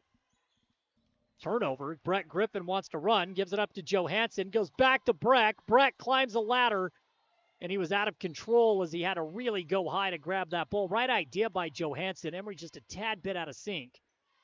And another turnover. Ball will go the other way. Johansson called for a foul on the open floor. Both teams out of fouls to give with a $1:19 now in the third. The reason why is the body on the ground. He has to change the angle he has to take to try to avoid it. That's why it crashed off the glass hard. Ramsey on the baseline. He's trapped. Ramsey really nowhere to go. Has to kick it out to Cuff. Tanny slow on the closeout. Doesn't matter. Shot no good. Mortensen with a defensive board. Gives it to Breck. Now to Johansson off the left wing. Johansson, a ton of contact. Draws the foul. Will go to the line to shoot two.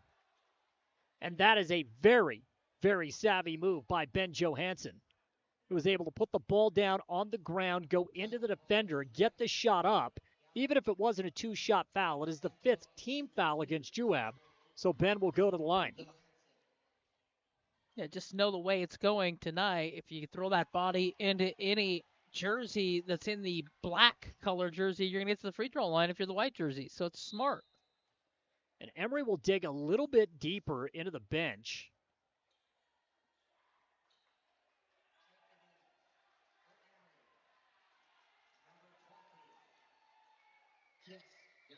And Brett Griffin will come out of the game, and checking in is Jess Larson. Foul shot no good, but another quick turnover. Johansson goes 1 of 2 at the stripe, and Emery with a chance to extend that lead to double digits. Instead of turnover as Johansson lost the ball to the backcourt. Great hustle to keep the play alive, then he turned the ball back right over. So 3 starters on the bench right now for Emery. The game tomorrow night, you're trying to buy as much time as you can here to end this quarter, then get them in this fourth quarter, and hopefully you can open it up a little bit to where you can rest them the rest of the way.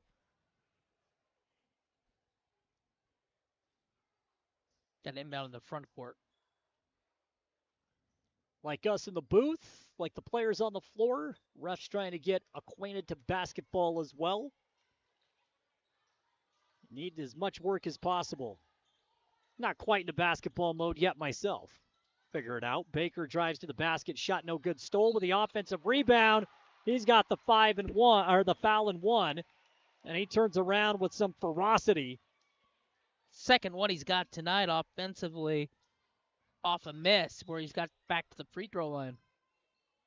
38-31. Stoll with a chance for a three-point play. And he plays with his motor at an all-time high 24/7. So Larson will go to the bench. A.J. Thomas will come back in. So there's your point guard with the shot clock turned off. And one for Stoll. Soft touch, it's good. 38-32. Porter Citrid will run back into the game as well.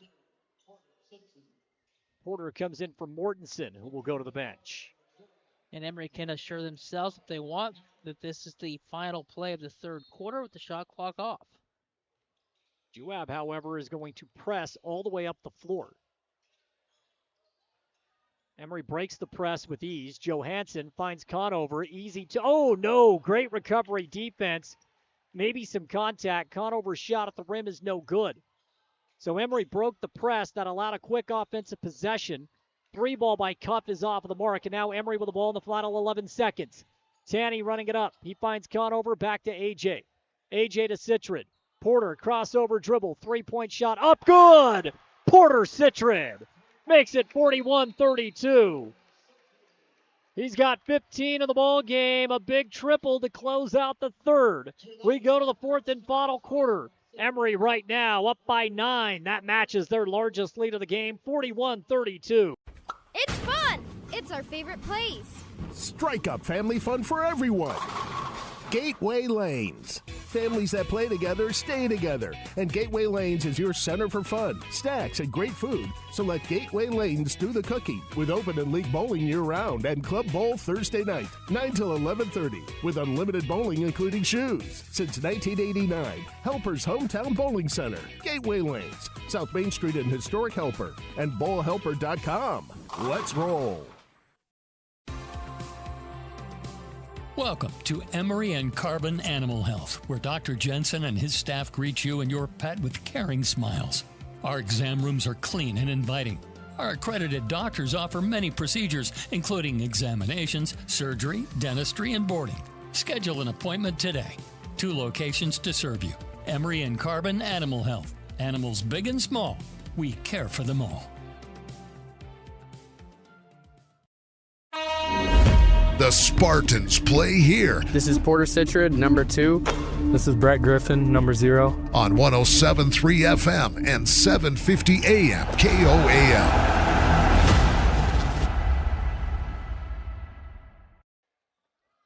We go to the fourth quarter. Emery 41, Juab 32. That matches the largest lead of the game for Emery. They have not been able to get it to double digits, but they'll have an opportunity. We'll start the quarter with the ball. Moving left to right off of the radio dial. Walking it up, A.J. Thomas. A.J. goes to Breck. Breck saves it, falling out of bounds. Goes back to A.J. Drive, kick. And we have a quick foul against Juab. With 7:46 left to play in the game, that's their first team foul. So we've seen Emery put Juab in a tough spot by Juab committing early fouls, which then dictates the rest of the quarter. So that's an early cheap foul at the 7:46 mark. Thomas, top of the key. Goes to Porter. He'll try from the other wing. Not the same result. Rattles in and out. No good. Juab will bring it up. Left side holding it's Downer. Downer tried to split 2 defenders. And I'm not sure if it was Breck or if it was Tanny. Both got their hand on the ball. Goes out of bounds. It'll stick with Juab. 26 in the shot clock. Yeah, long arms in there to contest. Right side holding. Cuff, who had the hot hand in the early first half, has really cooled off. Here's Baker. Mid-range jumper is off the mark. Rebound grabbed by Hooper about 12 feet away from the bucket. Stoll, he's in the paint. Emery lets him go right up and score for 2. Not going to risk another and 1. That's 41-34, and Brett Griffin's got to be careful with that as well, as he's dealing with some foul trouble. That he just peels off to allow the bunny because you don't want to put him at the free throw line. We've seen him do that 2 times already. You don't want to do it a 3rd time. Porter drives, has an open Breck. He lost the basketball. Took his eyes off the ball. He was ready to shoot, but before he caught, took his eyes off of it. It sells out of bounds. Turnover. 6:55 left in the fourth. Now, if you are Juab, this is your opportunity right here. You've got to go on a run. You've got to go in now, and you got to force Emery to use one of those timeouts. 3-point shot, Baker, no good. Does get his own rebound about 6 feet away from the hoop. Kick out to Cup. He'll try a three, and he knocks it down. And it's 41-37. Juab has erased a quick 5 points off of that lead with 6:35 to play in the game. Breck drives, athleticism, beautiful feed to Tanny for two. Huge assist from Brett Griffin. Maddox has his first 2 points of the half. Emery 43, Juab 37. And Porter called for a foul 15 feet away from the hoop. Second team foul for Emery. It's a great pass. You draw the defense to come up. They have to come away from the rim protection. Then you dump it off. And because of that dump-off pass, nobody's around the bucket. And you finish on the left-hand side for two. 6:22 left in regulation. Juab trying to get back into this ball game. Went on a quick 5-0 run. Stole to Baker. Quick swing. Emery sticks in the zone. Baker with a hesitation, drives at Stoll again in the paint, and he draws the foul. No, travel called. He shuffled his feet. He did. I do believe there was contact, but the travel came before him. Look, that little bunny hop, that Euro step, whatever you want to call it, we've seen it called a travel tonight. You can't do it. But he did shuffle the feet before he had control of the basketball. 43-37. Emery by 6. Led the majority of this game. Thomas draws the foul, and AJ is going to go to the line to shoot two. That is such a smart play to spin off, and it's crowded, and you just go up into the body, and then you just fling the ball up. Foul shots number 5 and 6 coming for AJ. He's got 5 points in the game, 3 of those 5 at the stripe. First foul shot is no good. Juab wants to play physical, but they're not going to play physical in this game the way that it's being officiated. So Juab's got to learn defensively. They've got to keep their hands off players. It's a hard thing to do when you're accustomed to playing the physical style that they want to play. Paxton Ramsey comes into the ball game as Hooper goes to the bench. AJ does convert the second foul shot, so he is 4 of 6 at the line. Stoll down low, guarded by Breck. Great defense. Breck stays straight up.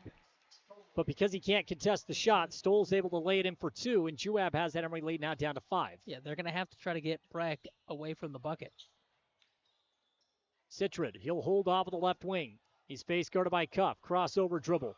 So smooth, very athletic. Goes to Conover, 19 on the shot clock. Conover wants to go to Breck. Great defense by Juab. And now AJ. Couple of dribbles to Conover. 3-point shot up, no good. Rebound is Stoll, able to wrestle it away from Thomas, and then stripped from behind and a whistle called against Emery.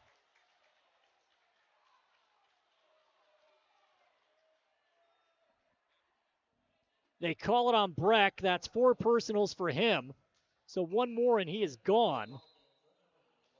And he has to come out of the game. Ben Johansson will come back in. The whistles have neutralized Brett Griffin tonight. It's the only thing that can stop him throughout the early portion of this season. 44-39, 5:12 left in regulation. Ramsey. Want to go to Stoll down low, guarded by Thomas. He's blocked by Conover from behind. And now Emery has numbers. Tanny down the paint. Foul is called on the ground as he kicked it out to Citrid. Yeah, Juab probably has a gripe on the other end. Looked like over the top, clipped him. Should have been free throws. Instead, it's a fast break opportunity. A foul on Juab. Their third of the quarter. Timeout at the 4:59 mark. I know that if Maddox had that ball cleanly, he'd have flushed that two-hand style right down the paint. Instead, a 30-second timeout. 4:59 to play in the game. Emery 44, Juab 39.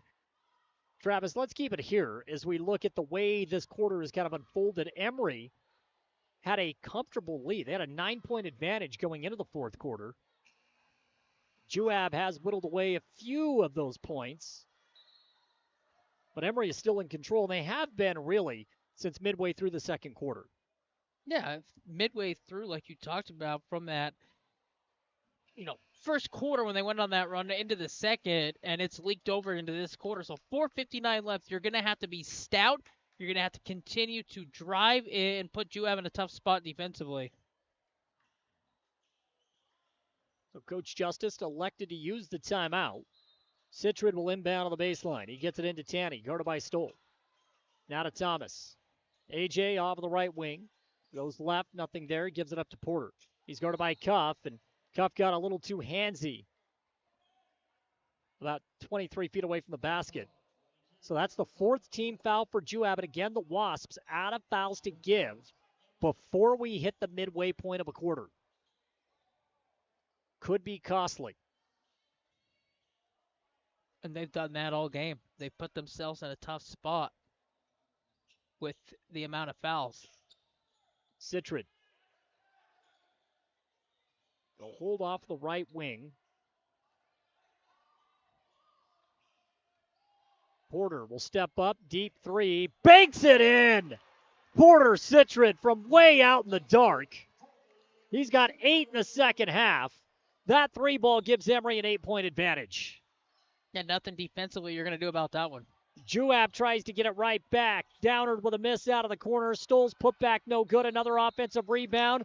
That ball bounces out, but he does draw the foul. He'll go back to the line to shoot 2. And again, this is what I was talking about with Stoll. This is how he's a difference maker. Yeah, he is. He's a big kid. 6'2", we talked about it, 240. Uses every inch of that frame. He's boxing out. He's filling out. And he's kept plays alive, and he's added points to the scoreboard as well. And that's how Juab's going to claw, crawl, and try to get back into the game, is their ability to offensive rebound underneath, get free throws with the clock stopped. Stoll makes good on both, so it's 47-41. Still anyone's ball game. Tanny, mid-range jumper, looks good, tad short, rebound to Cuff. And just fading a little bit as that ball tails off, hits the front of the rim and rolls off. Juab can potentially get within one possession. Baker for 3, no good, but a foul called. He'll go to the line to shoot 3. That's a tough closeout to commit that foul. A shot from the three-point line that had no chance of going in. And you send him back to the free throw line again with the clocks up at 3:56. You say Conover a little bit too aggressive on the closeout, and so now Baker to the stripe. First personal for Garrett Conover as Baker knocks down the first foul shot. And a game that has been controlled by Emery, Juab is right there. That's all you can do. On the road, hang around. Emery hasn't really put them away. The highest the lead has got, 9? 9. Couldn't get it to double digits.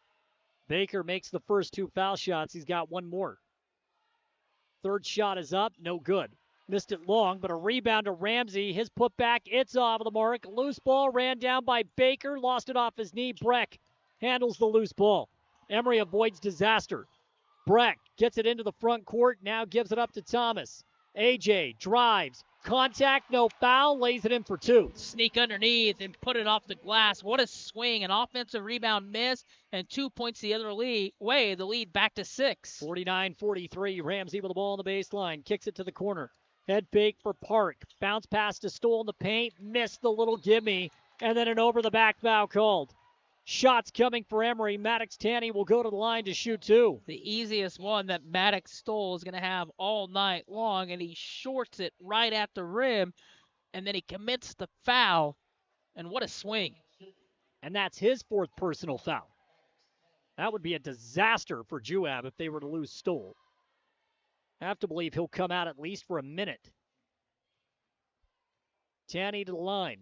First shot up, no good. You've got to get this free throw right here to push that lead to 7 points. And Juab had a chance to get it down to 1 possession. They miss. On the other end, they come back. They give up a layup. And then they had another chance at 2.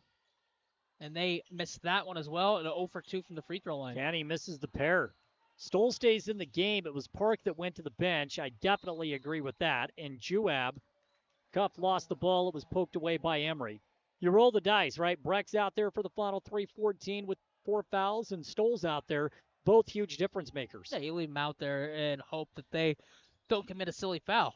Stoll in the paint, puts up a shot, good from 12. And that's why.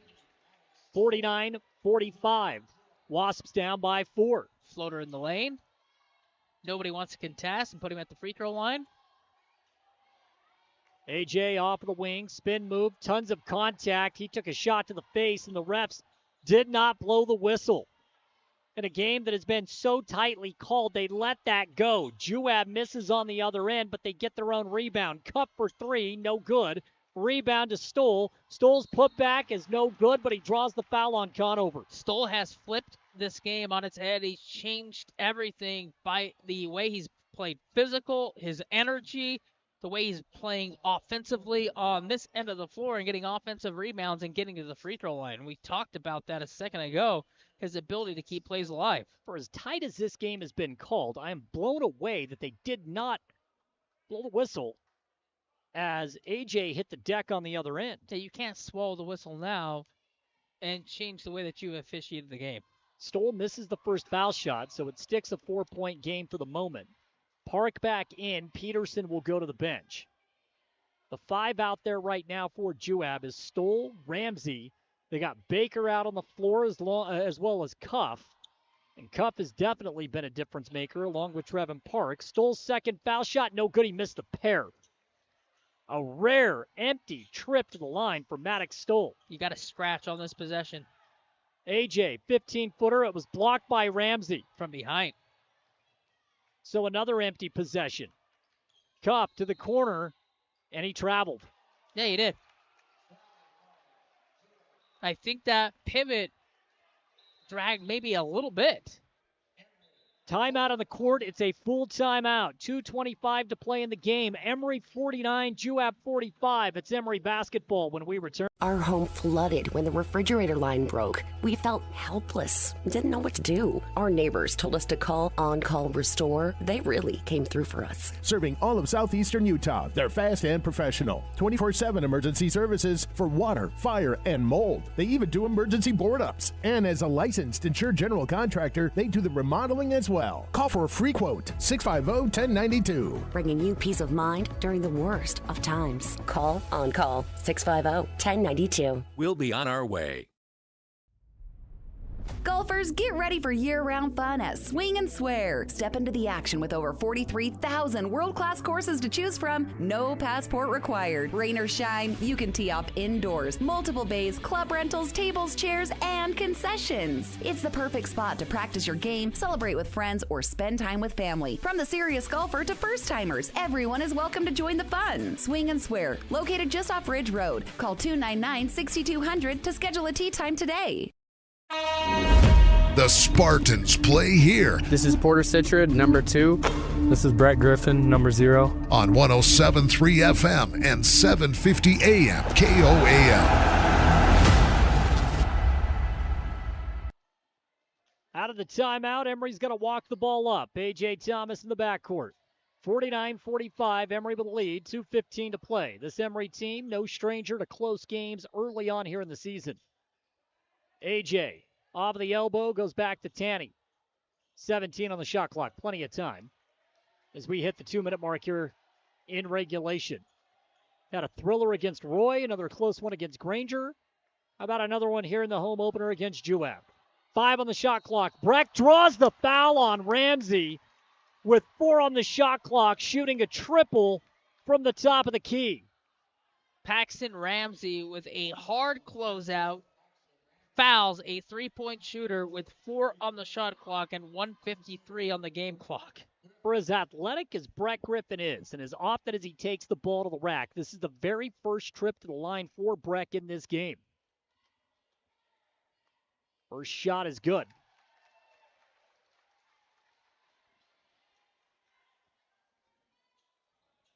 That's a big foul shot to knock down. Makes it 50-45. Second shot, good. Just when you thought Juab was going to get a stop, again, they've committed these silly fouls all night long. That's another silly foul. You don't have to close out that hard. Just stand there and put your arms up. Breck trying to go 3 for 3. Good. I don't even think he hit the rim. He's got 7 in the game. Emery up by 7. 3-point shot, no good. A miss by Peterson. Conover comes down with a big board, gives it up to Porter Citrid.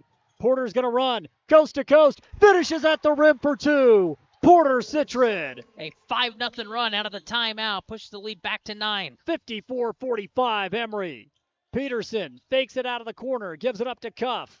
Great closeout by Emery, now to Baker. Deep three, missed everything. Stole with a rebound, draws the foul on Conover, and will go to the line to shoot two.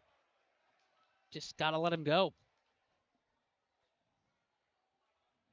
Conover looking around. I don't know that he made contact from my view. That's a tough view for me. I think he bumped him.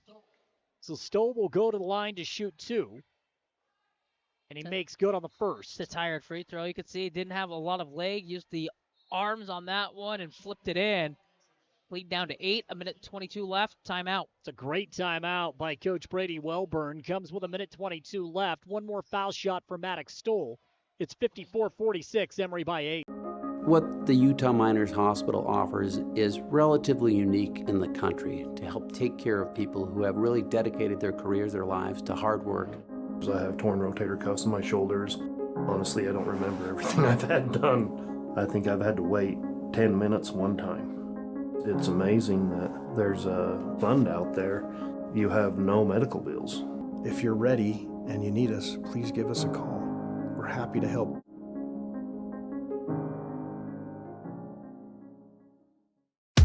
The Spartans play here. This is Maddox Tanny, number 12. This is Miles Warrenson, number 13. On 107.3 FM and 750 AM KOAL. 1:22 left in the game. 54-46. Emery by 8. One more foul shot coming for Maddox Stoll here for Juab. Now on a make, Juab going to apply pressure in the backcourt. Stoll missed it short. Rebound to Thomas. And there's the pressure you were talking about. And a quick foul by Juab. They have to foul to extend the game. They don't have a choice. 1:19 left. You're down 8. You've got to go for a quick steal, and then you've got to put them at the free throw line and hope they miss a few. So AJ will get 2 cracks at it, an opportunity for Emery to get their first double-digit lead of the ball game. Juab led by as many as 5 in the second quarter. Emery by 9. And AJ cannot roll in the first foul shot.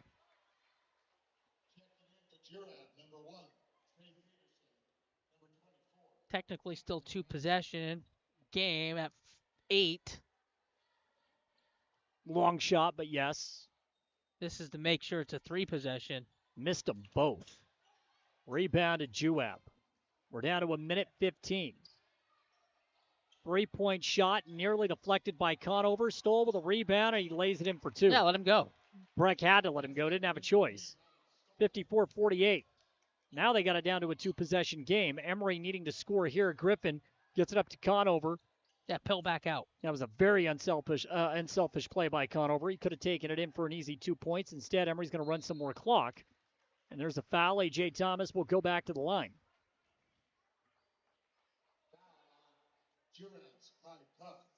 Yeah, he took a lot of time off the clock on that one, and then 51.7 back to the free throw line.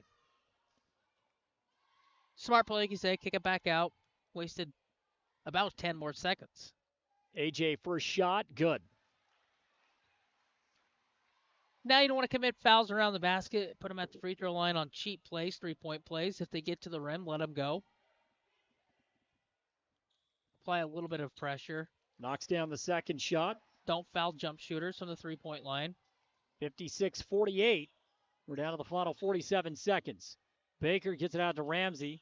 He kicks it back out to Baker. Left wing 3, no good. Tanny goes up for the rebound. Baker somehow comes down with it. His shot at the rim is no good. Ball goes out of bounds. Last touch by Tanny. That's fine. 36 seconds. Yeah. Both teams had a fouls to give. Yeah, 15 seconds roll off the clock, and Juab had a couple cracks and didn't get any points off of it. If you're Emery, you'll take that.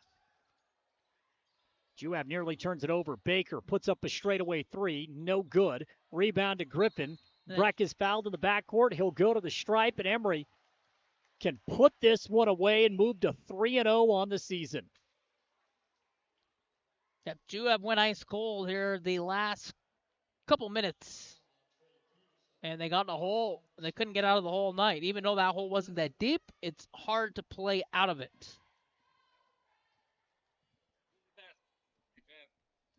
Breck, first foul shot. Good. He's a perfect 4 of 4 at the line, Travis. Free throws, making them when it matters down the stretch.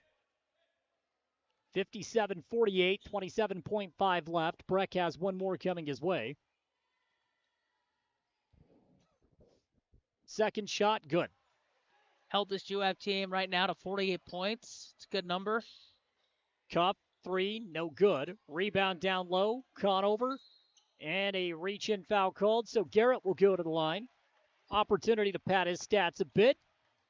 First double-digit lead of the ball game for Emery. They hovered around 9. Juab would not go away. And now the Spartans can empty the bench a bit. Coach Dave Justice is going to bring in Jackson Butler.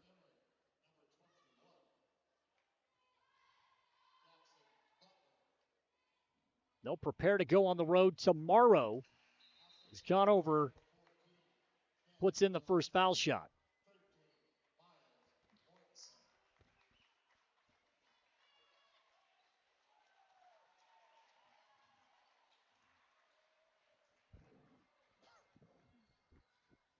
(59-48). Second shot for Conover, no good. Juab will bring the ball up. 3-point shot for Cuff. Boy, he had a good first half. He could not find it in the second half.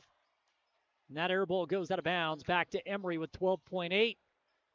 That Maddox Stoll of Juab did all he could. Good, yep, definitely. To create that spark, and didn't happen tonight. And Emery moves to 3-0. It was a tough 3-game stretch to open up this season. Roy, Granger, and Juab. And with one senior, not a ton of varsity experience, Emery passes with flying colors. They move to 3-0 as they prepare to go on the road tomorrow night to take on the Delta Rabbits. Maddox Tanny will dribble out the clock, and that will do it tonight here at the Spartan Center. 59-48, Emery with the win over Juab. I think the game was a little bit closer than the final score, but nonetheless, Travis, that's an impressive outing. That's a good win. It's a gutty win. It's one of those wins that you're going to have to try to figure out through the course of the season, and that's what they did here tonight. Final score again, 59-48. Post-game wrap-up show on the way as Emery moves to 3-0 on the season. Post-game show brought to you by Eastern Utah Community Credit Union. We'll go over the final stats, and we'll talk about the Spartans getting to 3-0 on the season. Show your school spirit and support local high schools with the new Eastern Utah Community Credit Union debit and credit cards. Featuring designs for Carbon, Emery, and Grand High School, these cards let you carry a piece of your school's pride wherever you go. Plus, to make purchasing easier, Eastern Utah Community Credit Union has added the convenience of tap-to-pay and compatibility with major mobile wallets. Pick up your school spirit card today at any of the Eastern Utah Community Credit Union branches.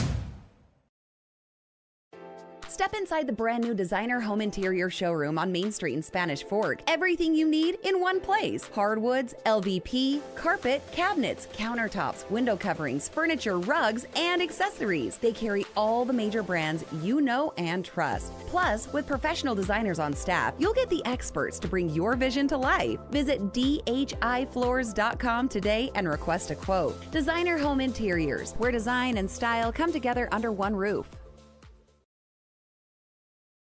You're looking for somewhere you could be proud to work. Komatsu is looking for you. Komatsu is a leading manufacturer of construction, mining, forestry, and industrial heavy equipment. Komatsu currently has openings for seasoned welders, journeyman electricians, and MSHA certified electricians, as well as master machinists. At Komatsu, not only will your skills be rewarded with competitive wages, but you'll also enjoy benefits like a robust 401k plan. Grow with Komatsu. Go to komatsu.com or call Tanner at 636-6150.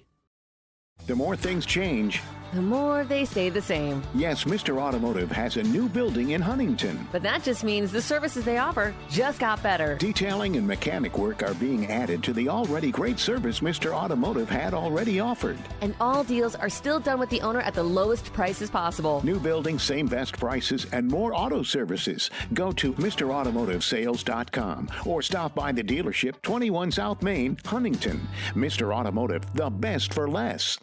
Imagine a smooth, hassle-free journey to the front door of your new home with the Driggs Mortgage Team guiding you every step of the way. Hi, this is Greg Driggs. Our seasoned experts understand the ins and outs of home financing and refinancing. Come visit us at our new permanent address, 8 East Main in Price, where we plan to be a staple for years to come. Start your journey today. Call 801-427-3577. The Driggs Mortgage Team, NMLS number 272076, Equal Housing Opportunity. Driggs Mortgage Team is a DBA of Premier Mortgage Resources, LLC, NMLS 1169. At Oliver Law, we specialize in criminal defense and DUI. Everyone needs to know their rights. Let us guide you through the criminal justice minefield. At Oliver Law, we still believe in innocent until proven guilty.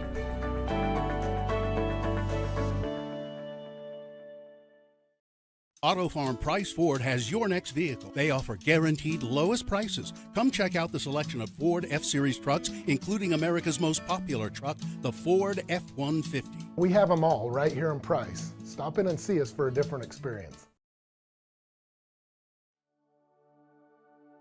At A Perfect Smile, they specialize in transforming your smile with precision and care. From porcelain veneers and dental implants to orthodontics, crowns, and bridges, their expertise covers every aspect of general and cosmetic dentistry. Dr. Jackson and his team are here to address even the most challenging dental concerns, helping you achieve a smile you'll love. Ready for a smile makeover? Call A Perfect Smile today, 637-2100, to schedule an appointment. Show your school spirit and support local high schools with the new Eastern Utah Community Credit Union debit and credit cards. Featuring designs for Carbon, Emery, and Grand High School, these cards let you carry a piece of your school's pride wherever you go. Plus, to make purchasing easier, Eastern Utah Community Credit Union has added the convenience of tap-to-pay and compatibility with major mobile wallets. Pick up your school spirit card today at any of the Eastern Utah Community Credit Union branches. I was hoping to talk to someone about updating my insurance policy. I am able to understand complete sentences. That was a complete sentence? I didn't understand that. Can I just talk to a person? No one talks to humans anymore. Sometimes humans are just more helpful. I hear you. Why don't we review your coverage with a super check? Farm Bureau Financial Services. It's your future. Let's protect it. Contact Farm Bureau agent Jill Jensen in Price today.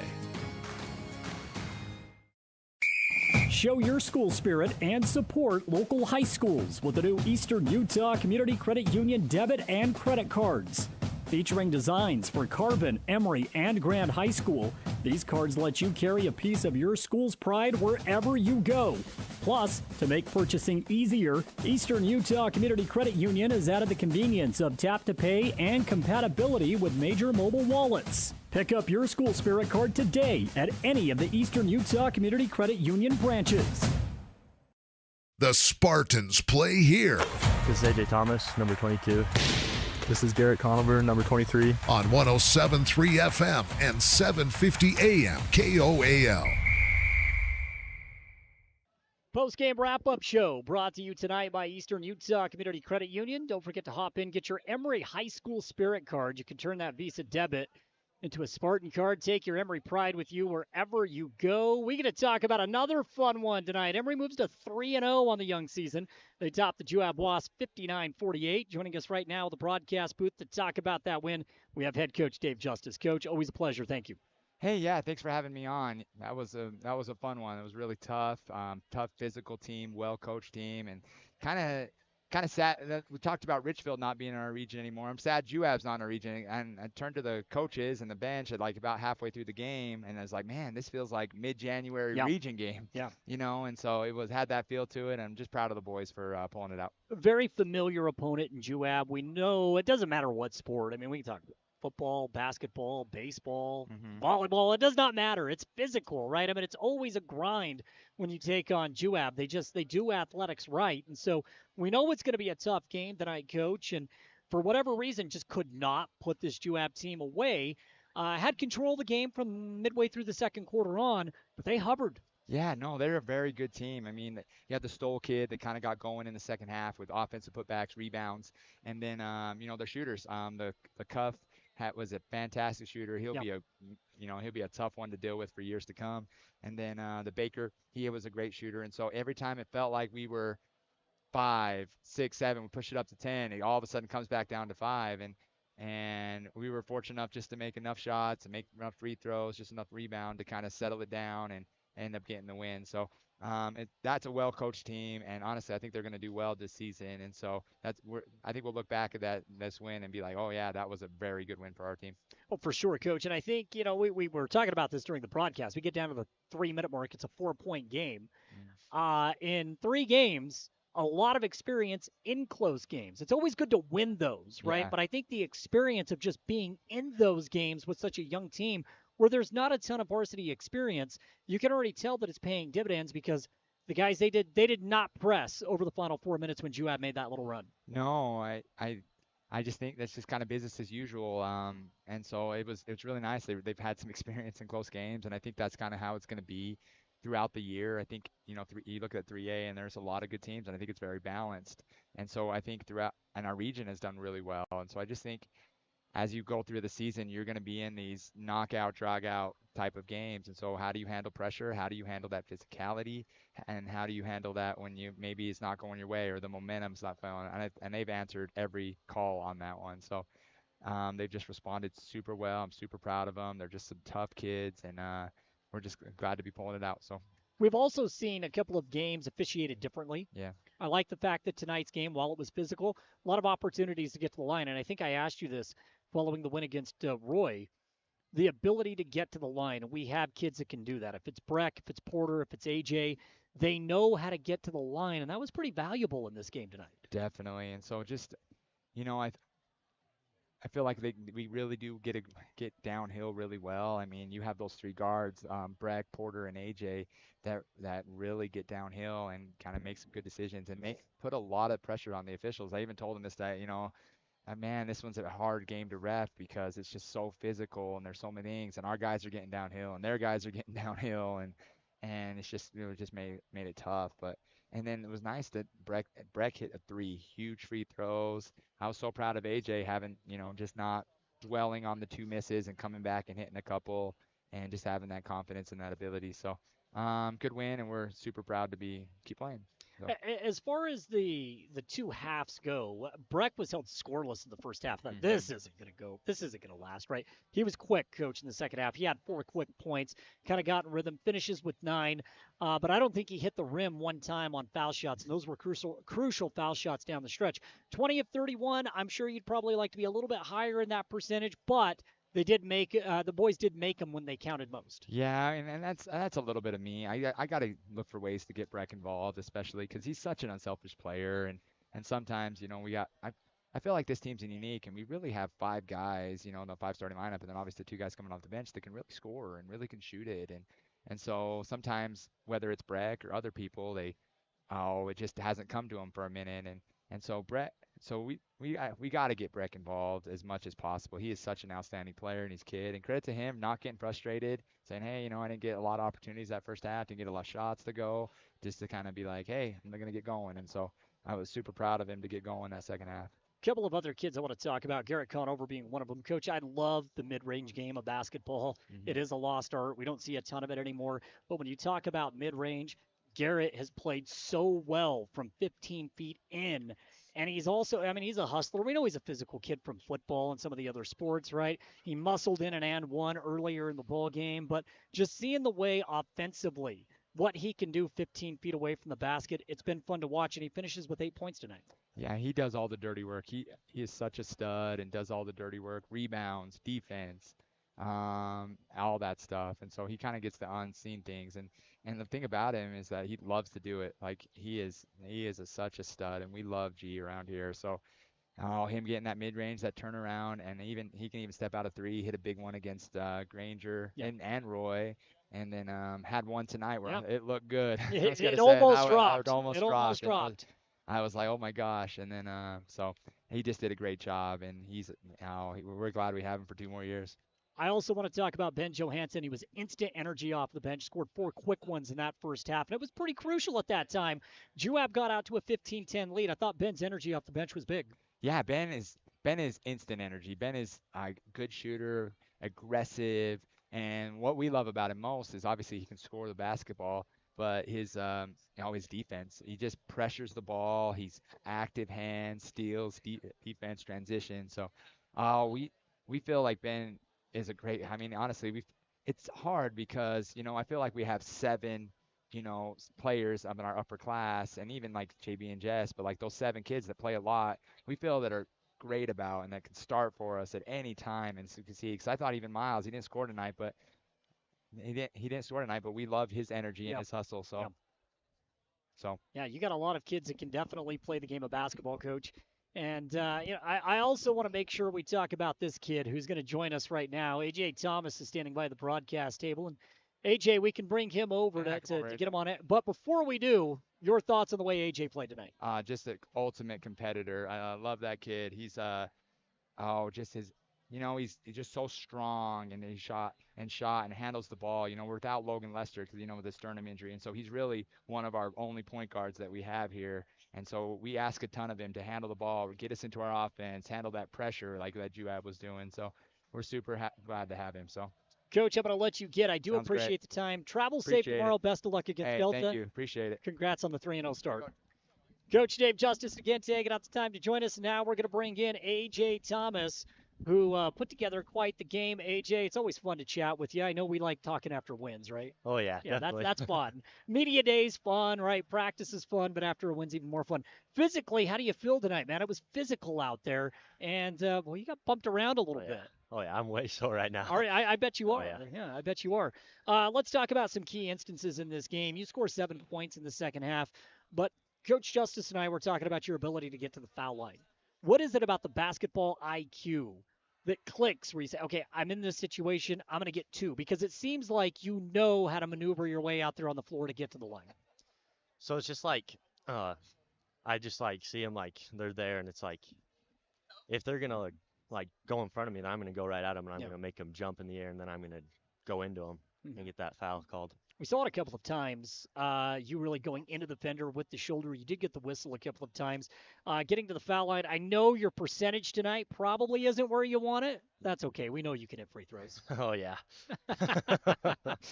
Coach and I were talking a moment ago about how difficult this Juab team really is because they would not go away. I mean, we'd get it up to 9 points, and that's as deep as we could get it. Did not have the double-digit lead until really late in the game. What makes them so tough and so resilient? They've just got a lot of good shooters, and then their big guys they're good. They know how to like box out and get positioning. Yeah, well, that's a solid win. You guys are now 3-0, 3 big wins. Mm-hmm. If I'd have told you that at the beginning of the year, Roy, Granger, Juab, 3-0, you would have probably been elated, right, to take that. Oh, yeah. You guys have been in 3 close games as well. What is the intensity level like when you look up at the clock, there's 4 minutes to go, and it's a 1-score game or it's a 2-score game? What's that like?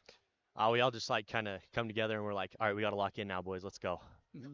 Now, I didn't get to talk to you after the Roy game, but you had the go-ahead bucket with about 7 seconds left. You showed a little emotion after you put that bucket in as well. You're definitely getting more comfortable out on the floor. You can see that. Oh, yeah. It's so much fun out there with my boys. This is a fun team to watch, and you guys all seem to really like each other.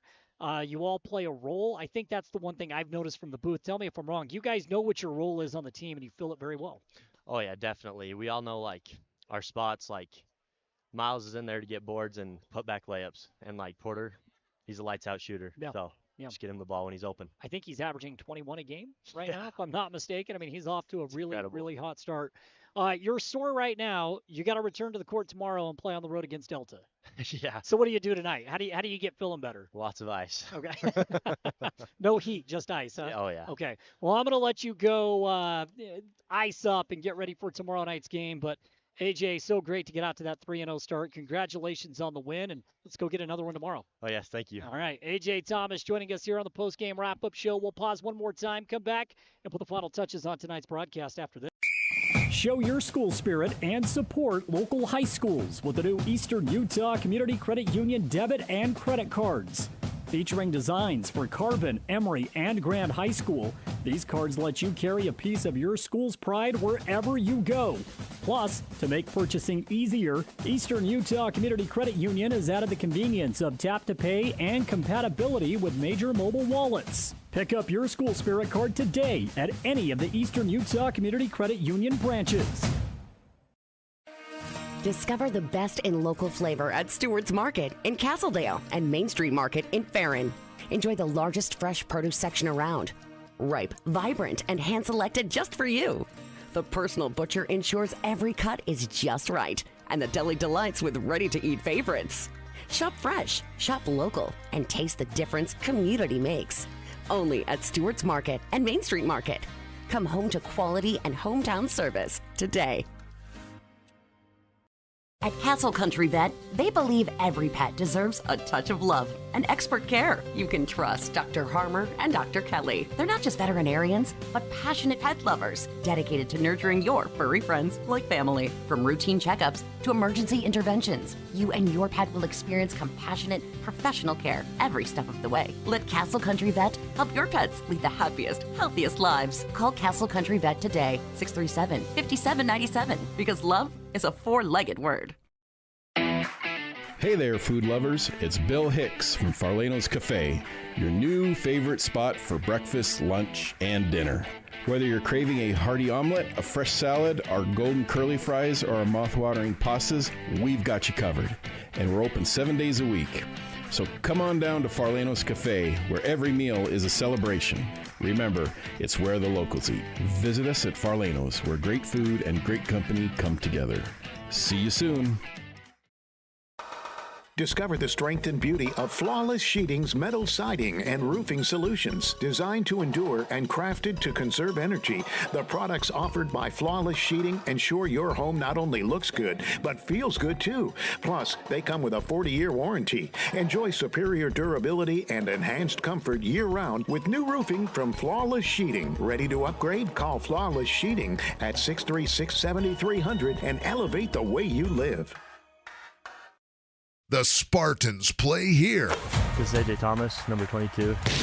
This is Garrett Conover, number 23. On 107.3 FM and 750 AM KOAL. Final score here tonight, 59-48. Emery gets the win over Juab. And Travis, as I said, you take a look at the three-game start. Roy, Granger, Juab, 3 wins. I'll take it. Yeah, 3 solid wins to start this season. And they come quick. Another one tomorrow night on the road at Delta. But tonight was a game where Emery had control of it. You never felt like that game was going to slip from them.